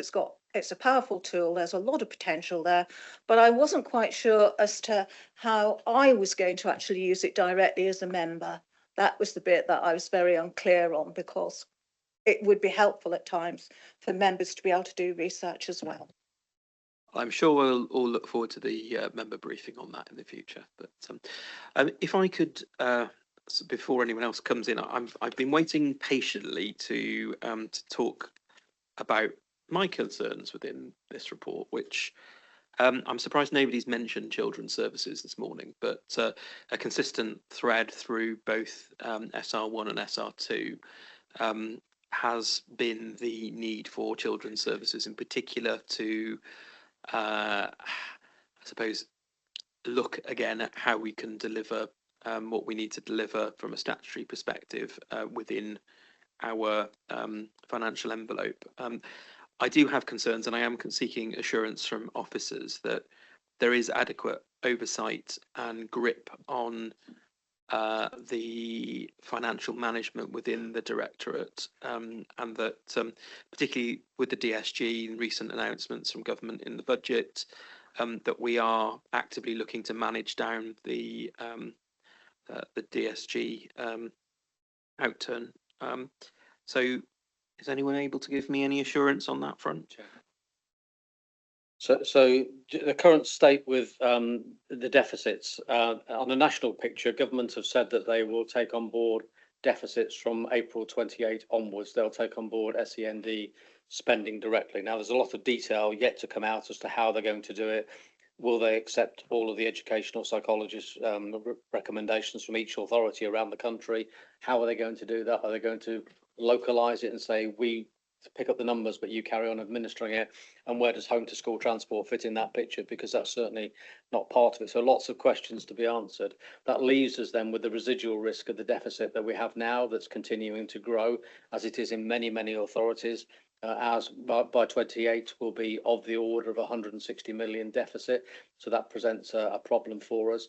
And the deficit management plan, therefore, and achieving that becomes absolutely critical to our very existence. Without that, if we got to that position of 160 million deficit with the reserves as they are, we would be bankrupt as an authority. So we cannot get there. So the deficit management plan, it's got 30 streams attached to it. It's multi area to look at, but getting real control over that is really critical. And we have programme management support in place now to do that and starting to deliver on it. But I want to see real traction on that programme to make sure it can deliver. That's the best way of getting that number down to a much lower level, reducing the risk then that come 2028 that I would have to issue a section 114. The other thing to add to that is that government may or may not give us some funding towards that deficit when we recognise it.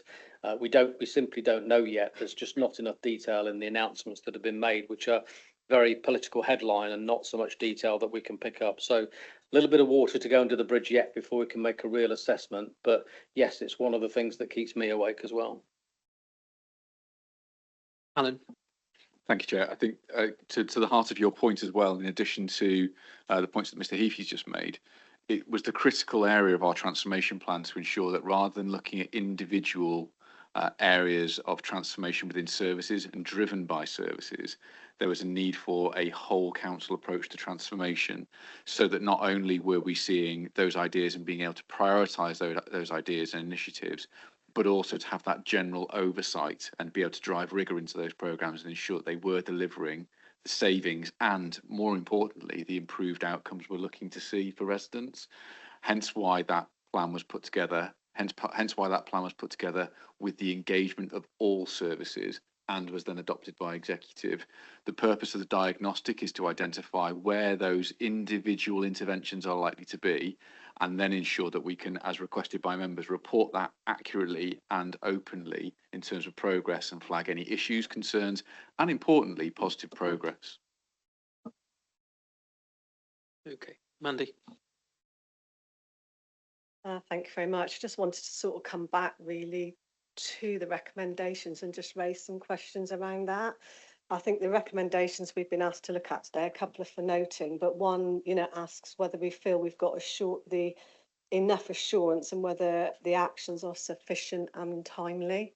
I think we've heard today certainly on recommendations 1 and 2 that some actions have been taken, but because of all sorts of competing pressures, some have not. So am I reassured that it's all timely? No, I don't think I am, especially if I go back, like I said, to the February full council report. Some of the actions have been done on time, some have not, and we'll pick up, for example, the business cases. So I think it's a mixed picture. So for me, sitting here as an audit, somebody on audit, I have concerns around the continuing disposal of assets and the losses that have been made on those. 28.3 million, I think, is in the papers today as being the losses we've made on those. And my concern with those is once sold, forever gone, really, and we are still relying on that to support our budget moving forward. So that's a concern for me. There's a couple of things within the statutory recommendations that I haven't seen addressed in the proposed management response, and I'll pick up one in statutory recommendation 1 as an example: to establish an appropriate culture of financial accountability and ensure that managers have sufficient skills to manage the financial resources for which they're responsible. And I couldn't see much in the proposed management response, for example, around that point. So for me, whilst some has been timely and some I feel is sufficient, for me there are still warning signs that the budget still feels fragile. There's still a huge amount of risk in it. And for me, the timely issue, and we've heard for all the reasons why, I am not assured that we are doing everything in a timely manner. So I'll just leave that as a comment on the recommendations, if I may, Chair. Thanks, Mandy. So I'm going to hand over to Lee, who's next on my list. Thank you, Chair. Yeah, it's just a quick one coming back to what Dawn and actually Duncan was saying earlier about our communication strategy, and I'll endorse what they were saying in terms of the fact that letting the public know and giving the public the confidence we are taking action on this very hard-hitting bedtime reading report, as you say, Dawn, and that we're not making the same mistakes. But I just wonder, in terms of communicating to the public, what comms strategy have we got, or what strategy have we got on comms to try and get the message out to the public that here we are, but this is what we're doing to get it right, except we've done this on the red brick and various other things and the statutory recommendations, but actually we are making progress and it's not all doom and gloom. I notice, I don't want to throw anybody under the bus, I know we've got, I think it's Peter Elliott, who's head of comms, I think, on the call. I just wonder if anybody's thought of any sort of comms strategy that we can get out to the public to say that actually, you know, it's not all doom and gloom. Thank you, Chair. Okay. Alan? Chair, if I may, I completely understand the point that's been made by Councillor Baker. I don't think it's a matter for this committee. I think it's fair to say, though, as part of the deliberations of this committee, it's important that they are accurately reported and also that the management responses are clear and sufficient. And that's been a statement that's been made several times by committee members. Provided that comes through and the management responses are clear, it means that it aids that clear communication to the public about what is being done and also the steps that are being taken to improve the situation. But unfortunately, not a matter for this committee, Chair. Okay. Gwyl, and then I think we need to start thinking about wrapping this. Okay, thank you, Mr. Chairman. Just a couple of things. Councillor Osborne used the word trust. Now, forgive me, I may be misinterpreting what she said, but I think she was referring to trust amongst our electorate here, the residents of Somerset. Well, of course, trust cuts both ways. And actually, we are heavily reliant, whether we like it or not, on the attitude of government to this council. And I would like to get some sense of whether we are a trusted authority in the eyes of government, given that we have 2 statutory recommendations rolling over. We picked up a third, which albeit is discreet, but is nonetheless a very serious matter. And to what extent this is likely to impact on our requests going forward, because as I said earlier on, I think Mr. Heapy had said in another meeting that we will have to have exceptional financial support to balance the books last year. So I stand by that comment. And that depends on a government minister doing this or that. Now, I can't imagine a situation where a government minister is actually going to more or less drive a council over the edge. But I am quite concerned about the, well, I suppose they might send in the commissioners and say, you know, but I am concerned about the kind of constraints that may arise and further compromise our ability to wriggle out of this bind that we're in. That's the first point. And the second thing was about the recommendations, because it's a consider, a review, a note, etc. And I don't know whether we as a committee ought to put perhaps more of a strong statement forward about how we feel collectively about this.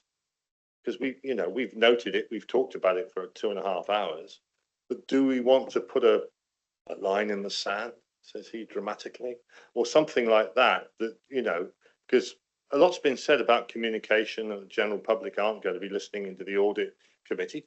I can't imagine why, but seriously, I think, if we can come out with a fairly strong statement that acknowledges where we are and puts the officers and the executive on notice that we expect things to happen, then perhaps we will have got something out of this meeting. But as I say, we can note and review till the cows come home, really. But we want to be able to say we've been frightened by this, and we've got to get a grip on it.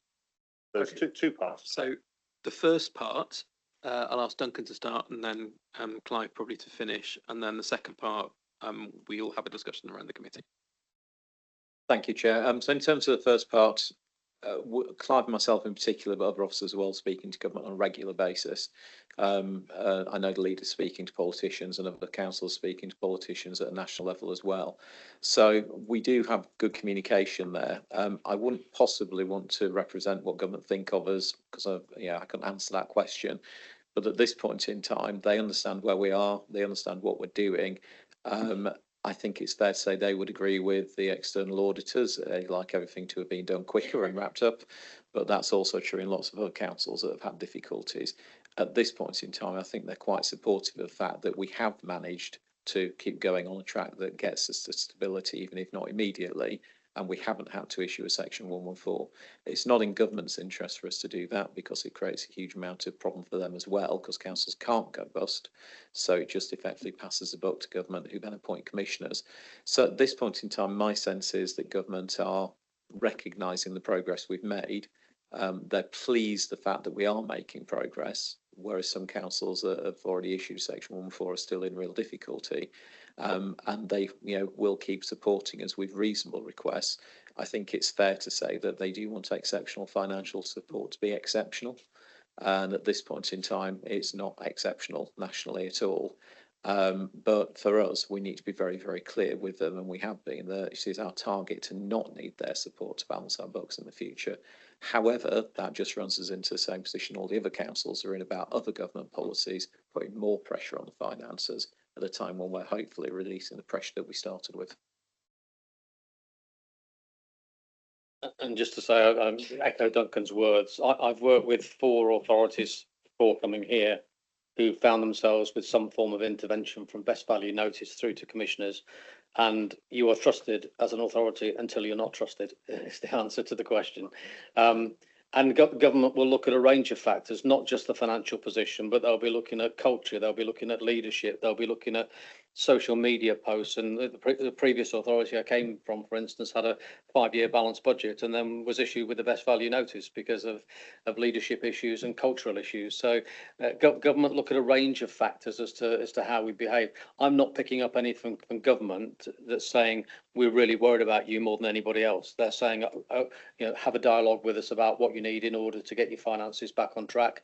You're doing the right kind of things. I've got live on the screen, I'm not looking at it right now, but the exceptional financial support bid and the case we make behind that, and they've been making quite encouraging noises about that. So I think if we carry on that route, the best thing we can do is continue to demonstrate that we're serious. And I have said to members before, they'll be looking at the difficult decisions that you as members take, things that hit the press because they're quite controversial, quite difficult for your residents. But actually, government are going to say, we won't give you exceptional financial support unless we can see that you're doing everything you can to manage your own life. If you're still doing that and still need a leg up, that's when exceptional financial support comes in. But it has to be on the back of us making the right tough decisions. Okay, so now to Gwil's second point, which is, does the committee wish to see a stronger line back to full council? Obviously, this will be debated at full council next week. I dare say that we'll talk about this again on the 22nd when we meet again. So what would you like to say? Are you happy with the recommendations as written? Would you see something more specific? Andy? I think it'd be fair to raise some concerns over the timescales for some of the areas. I think we've had that acknowledged today. I have a concern that competing pressures make that very difficult. I understand that, but I think we need to acknowledge and put that message forward as a committee. And I also think we need to acknowledge that some of work has been done to move the recommendations 1 and 2 forward. So it's really difficult to accept all or reject all within these recommendations because some of it's been done, some of it hasn't. I think our concerns remain around the reserves. I think our 151 officer said that repeatedly. I think as a committee, we still have concerns, and also this ongoing reliance on exceptional financial support that's now not as exceptional perhaps as we'd like it to be. So I think with all of that, we need to recognise we're on a journey, but there are still some real concerns there. And I think as an audit committee, that is something we should make very loud and clear to the public. We see there's movement, we see there's improvement, but there are still a number of areas of concern. And I think that would be a fair, for me, and my reading of it, assessment of the papers before us today, but I'll leave it for others to add. So we're effectively noting the external auditor's report, but we are reinforcing our concern as a committee that we want to see the management responses enacted as quickly as possible. Does that fully capture what you're asking for? I think if we go back to our recommendations that are within the paper, so we've been asked to consider the 3 statutory recommendations, which I think we've done, review and comment on the appropriateness of the proposed management actions in response to them. And I think that's the bit we could do with making a comment on, but I'll leave it to others, just going back to the recommendations. Will, did you have a suggestion? Right, well, somebody got the tape recorder on. Yeah, I mean, I think there's a note on the bottom. I think if we left them as they are, because we've reviewed and we've noted. But there's a 5th one to say something like the committee has expressed significant concern at the progress made since the last audit report, and whilst recognising the efforts made to meet the recommendations made, nevertheless urges the executive and senior officers to redouble their efforts to ensure that the statutory recommendations are, I'm going to say taken, I can't think of the right word, but they are made redundant effectively as quickly as possible. So I don't disagree with you in terms of the sentiment, but I do have some slight concerns that this was always a multi-year project. Well, so, I think what we've said today is that, and we've echoed what the auditor has said, is that these plans are in place, but we're concerned they're not moving really fast enough, which is what echoing, and I think that's what we need to put down, perhaps in black and white. So I think we could put a fifth point to say the committee would like to reiterate its desire to see SR1 and SR2 closed as soon as possible. But I'm not sure it necessarily adds any value, because we're trying to do that in any case. But if it would give you more assurance, then I'm perfectly happy that we go with that as an option. Mandy, and then Sue. Yeah.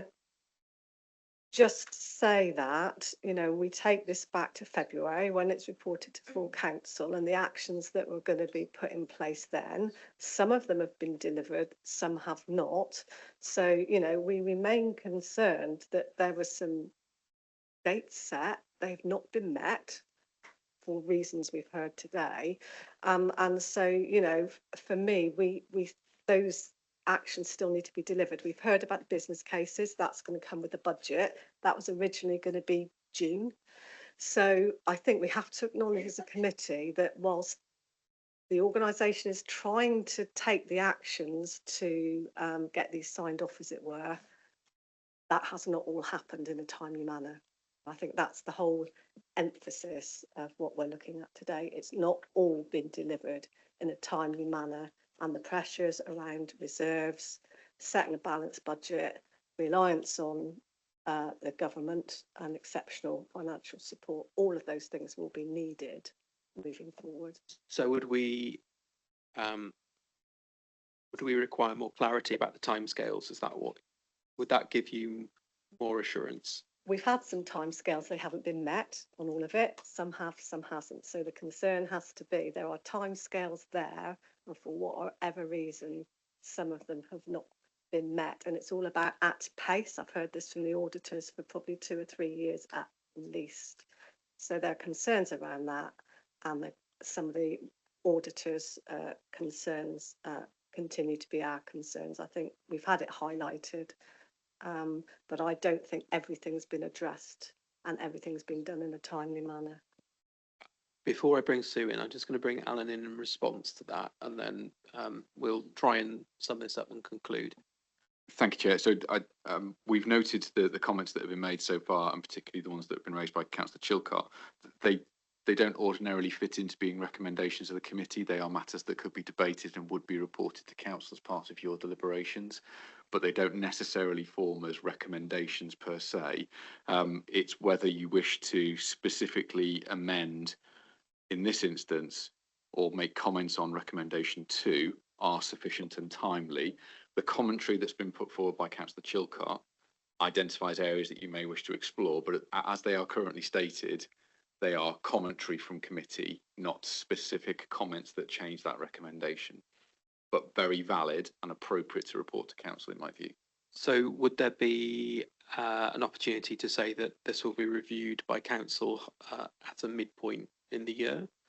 Would that be a way of giving full council more clarity on where we are and showing progress against the both the stat recs, through all 3 stat recs? What will be reviewed? Sorry, that's a woolly something there. Progress. Against? So progress against the management actions. Duncan? If I could, Chair, I mean, I wonder if it's helpful to maybe add yourselves into that and say audit committee will review the management actions on whatever basis and recommend to council further review if you're dissatisfied or something of that nature, because actually it's the management actions that you're holding us to account for. And I think if you made a statement above the recommendations, as Monshos just suggested, you can actually highlight to council what the concerns are that you have about whether the management response is sufficient or not. And then, of course, at council, you can still amend that response, because that is the point of the council meeting, to consider the recommendations.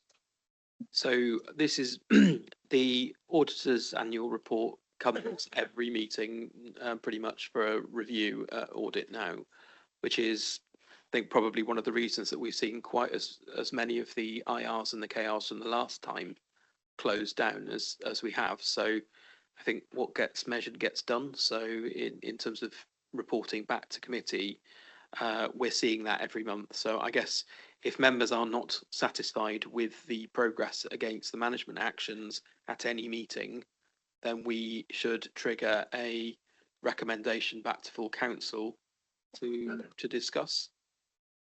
Is that an appropriate escalation route? I'm very conscious that the pre-meeting for the very next audit committee meeting starts in 17 minutes.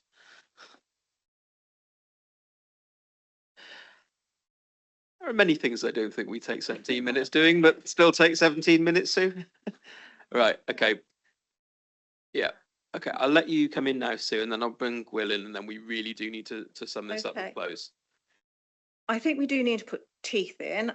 We have had timelines before and they've missed, but at least we've been able to then challenge why that's happened.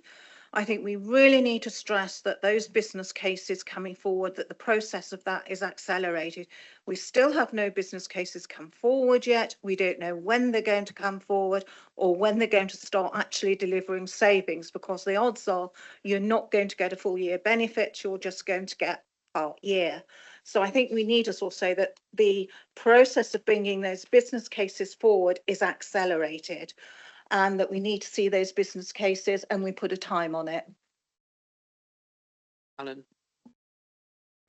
Chair, thank you. I completely understand the sentiments of Councillor Osborne's point. We've been clear that we'll need to put those business cases within the budget process. The budget process has been set. It would not be possible to accelerate that. That's a shame, because I think you'll probably find that you won't get the full benefit, the full in-year benefit. We are where we are on that. We are where we are. I'd also like to add as well that I know I proposed it and we didn't go any further with it, but I would like to see this form part of it, which was my proposal that we add that new strategic risk to the corporate risk register to reflect the issues with capacity resilience, in terms of impacting on recommendations 1 and 2. I don't want to muddy the waters on the main recommendations at the minute on that front, because from my understanding it's in the operational and tactical risk register on the resilience of the finance team. The problem is if we escalate everything up to the strategic level, then devalues all of the strategic risks, because we're managing 101 risks. So I think it's probably appropriate. We've got a policy on how we manage risk through the organisation, from the strategic to the operation tactical, that we stick with that for the moment. We can continue to review it, because this committee can review any of those risks at any time. I'm very happy that the next time the risk register comes through, that we look specifically at that risk so that you can get assurance.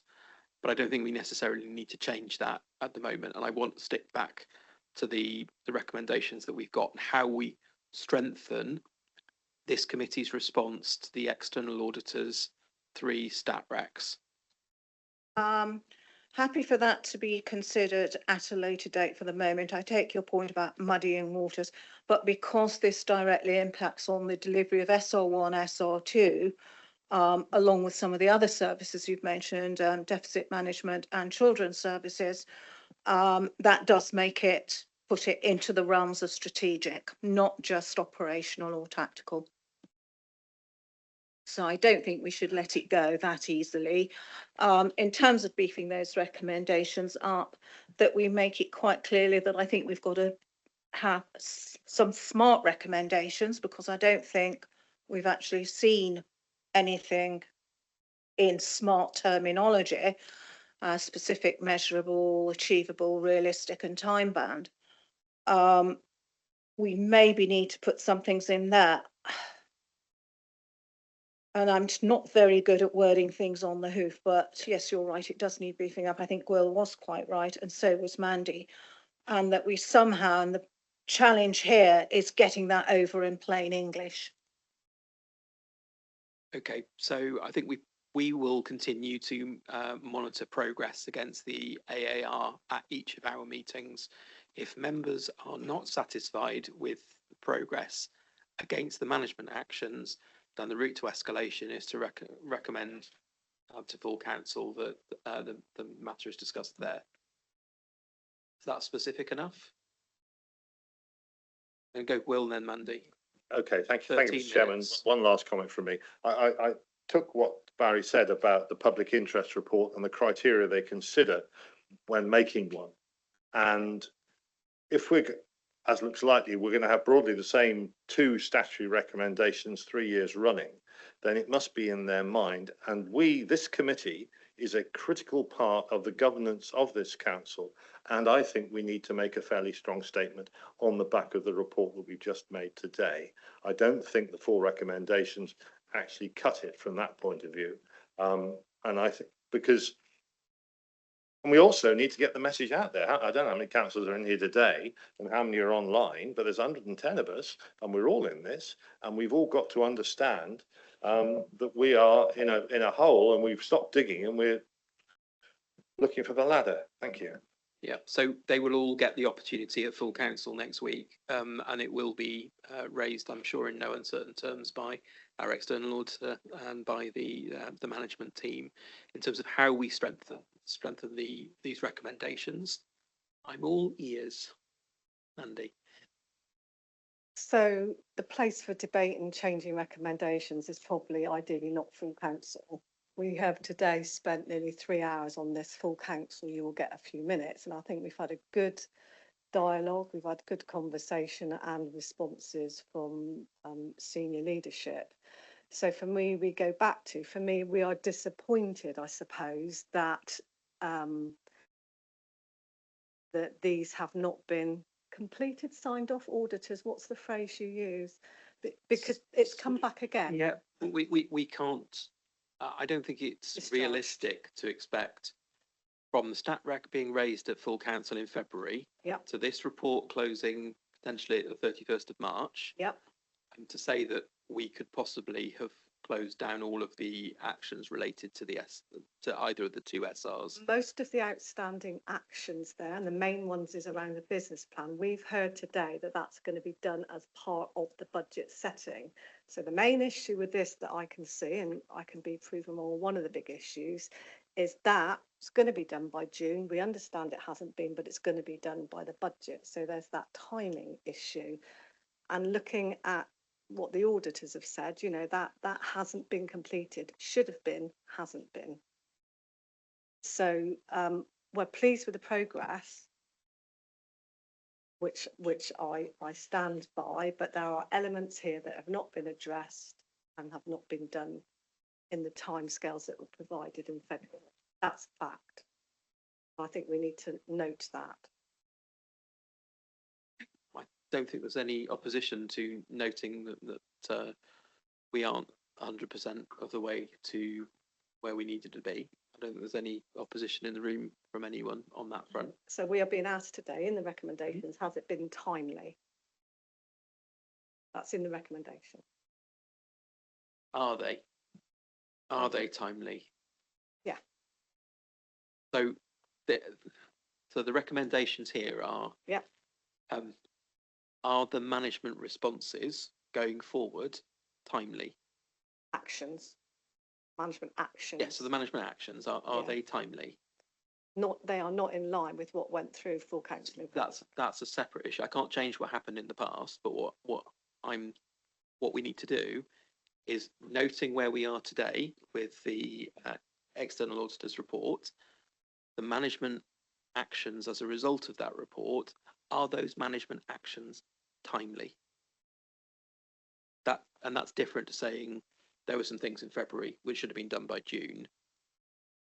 This report is looking afresh at where we go next. I lost you? No? Am I not explaining myself very well? No?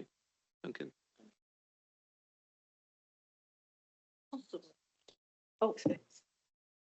Yeah, I think if it helps, Chair, that's absolutely right. So if you look at page 13, for example, on SR1, that's got one date in which should be 24th of February 26, obviously, which is the date of the council meeting by which SR1 number 1 must be delivered, and number 2 must have been delivered by that date because it's part of the budget process, and number 3 needs to be delivered at least initially on that date to show as part of the budget process, also be actions afterwards. SR1-4 about the finance team continue to provide appropriate training, picking up the cultural point, might need a different date. That doesn't need to be done by the budget date, but what's a reasonable point the committee think that action would be delivered? And similarly, number 5, some of that will be done as part of the budget day setting, but not necessarily all of it. So it's really if the committee wants to set additional dates or suggest additional dates if you don't think they're timely.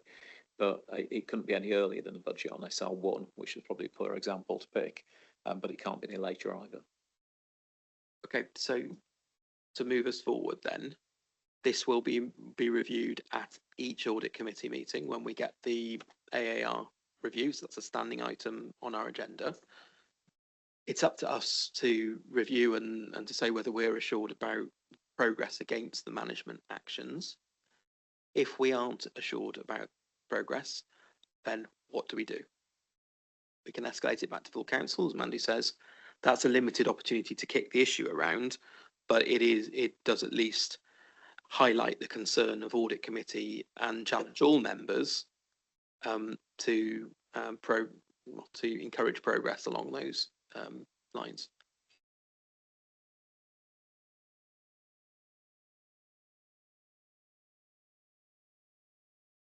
Yes, I seem to have lost the thread here. I mean, all I really want to do is just see is a statement from this committee expressing our severe concern, because I think it is severe concern, at the way things are progressing and urge urgency, shall we say. And that needs to go through the full council. So we note the auditor's report and we reaffirm our commitment to closing the statutory recommendations at the earliest possible opportunity. Refer something about our concern at the pace of progress. I think that comes out of the auditor's report loud and clear, and I think we need to acknowledge that. Okay, so different form of words then. So the audit committee notes the external auditor's concerns and is concerned at the pace of progress and seeks assurance over the management response achieving the correct pace and scale. I hate doing this on the hoof as well. It's like a horse is a camel design. Nobody wants to do this in committee. Are you happy to delegate some words to me, which I can kick round electronically with you all, and then we can recommend those back to full council? That, yeah. So the whole committee, I will kick some words around, and then we can get that ready for next week. Okay. Please, can we make sure it says we have got concerns, though? I don't think you can beat around that bush. You know, I don't think anyone has said this morning that they aren't concerned about where we're at. So, noted. Right. May I close this discussion down?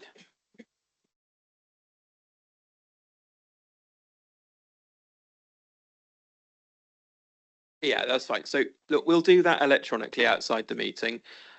Finally, thank you all for being here today. Thank you all for your contributions. Thank you to senior officers who've made the time this morning to come along and to engage with the concerns of the committee. Would like to note, Alan.